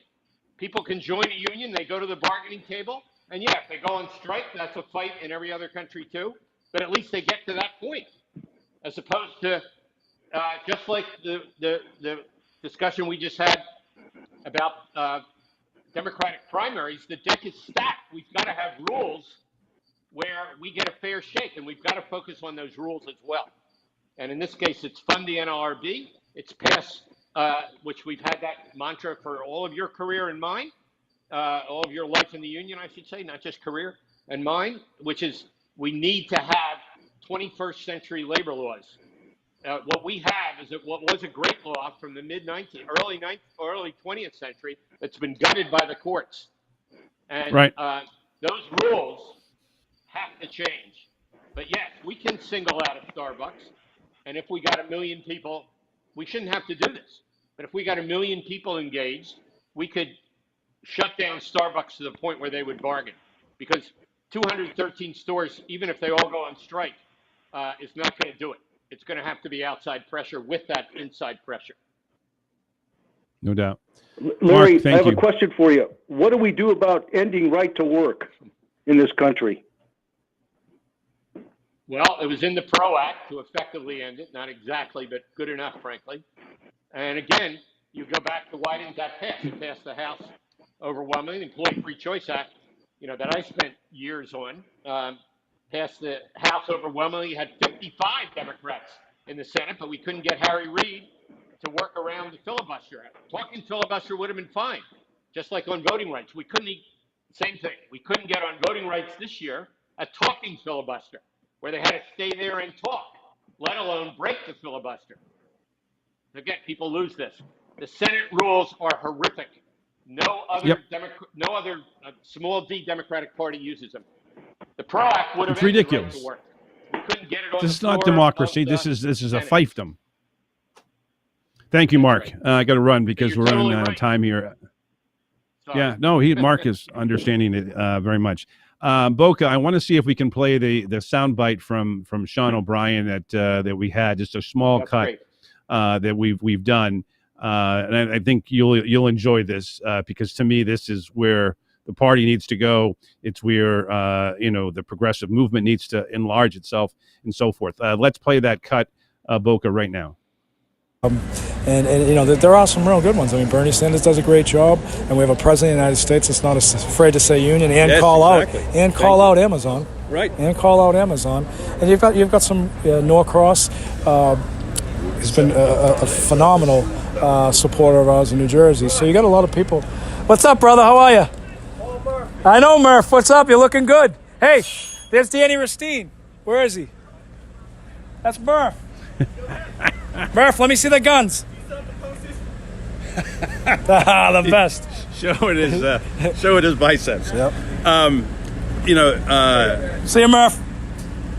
We look forward to having you on the show, Sean. To do maybe a whole hour with us and take some calls. We have a lot of friends of ours in labor. In fact, we have listeners who. Murph, 1 second. Take a walk. Go right ahead. Okay.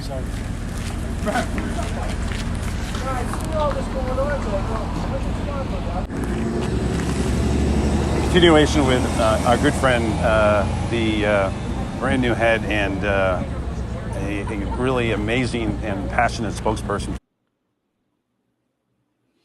Well, there you go. That's the great Sean O'Brien. And as we bring back another great labor leader, our good friend Larry Cohen here.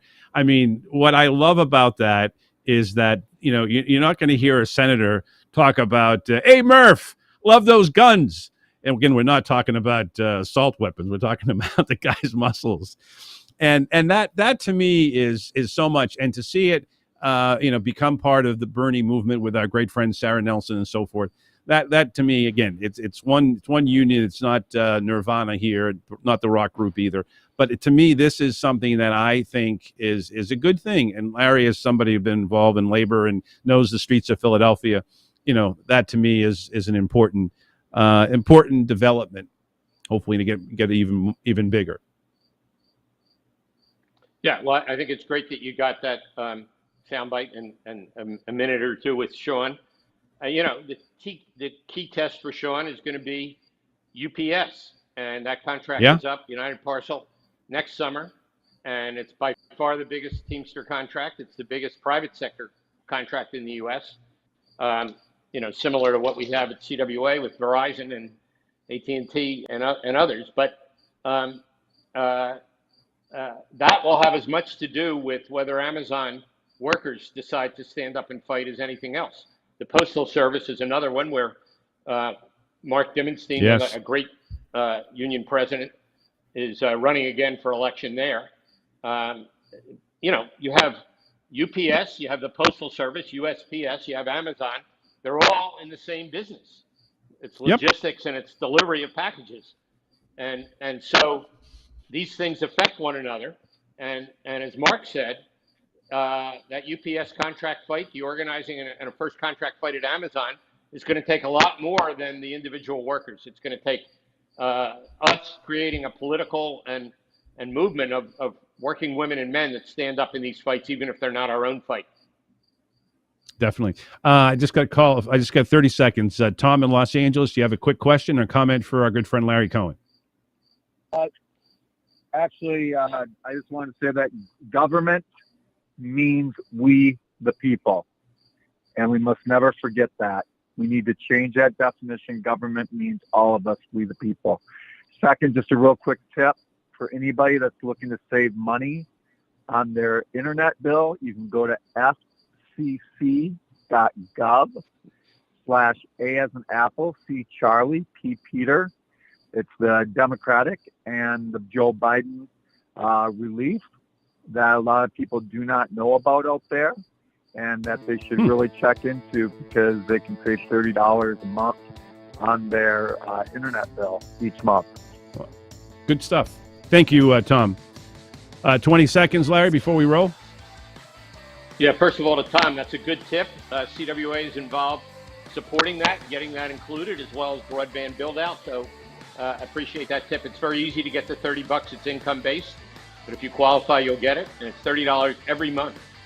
So that's what I'd say to that. I think in general, Jeff, it's keep on trucking. And this road is hard, but it's not hopeless. And we'll stick on the road together. Definitely. Look forward to next time we do it. A couple of weeks, I think. You keep on fighting. I ask everyone to keep on fighting peacefully. I want to thank Boca Raton and Freddie Santori for all of his great help today in producing this broadcast. Until tomorrow, my name is Jeff Santos, and right now it's my time to say I gotta go. Let's go! Haul packages for a living? A gas-powered Mercedes-Benz Sprinter delivers. transport people? A Sprinter van with 0% financing is a 5-star idea. If food delivery is your thing, then a gas Sprinter caters to you. And if you're a general contractor, the Sprinter with 0% financing nails it. With innovation, safety, and technology, Sprinter is built for you.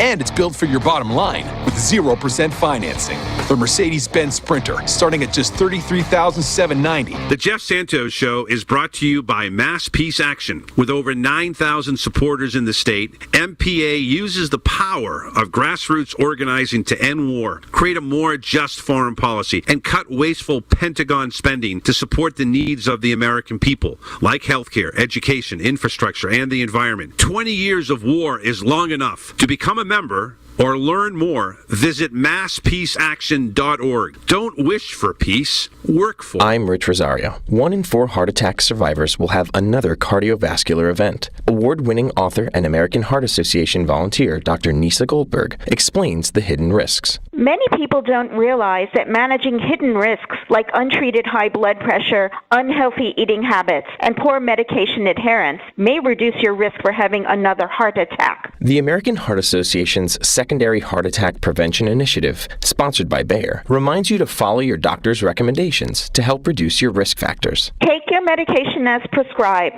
Certain medicines like aspirin can lower your risk of another cardiac event. Aspirin is not appropriate for everyone, so be sure to talk to your doctor before you begin an aspirin regimen. It's important to understand your medications and take them correctly. Manage risk factors like high blood pressure, high cholesterol, and diabetes. Quit smoking, eat healthier, and get active. Learn more ways to thrive after a heart attack at heart.org/oneisenough.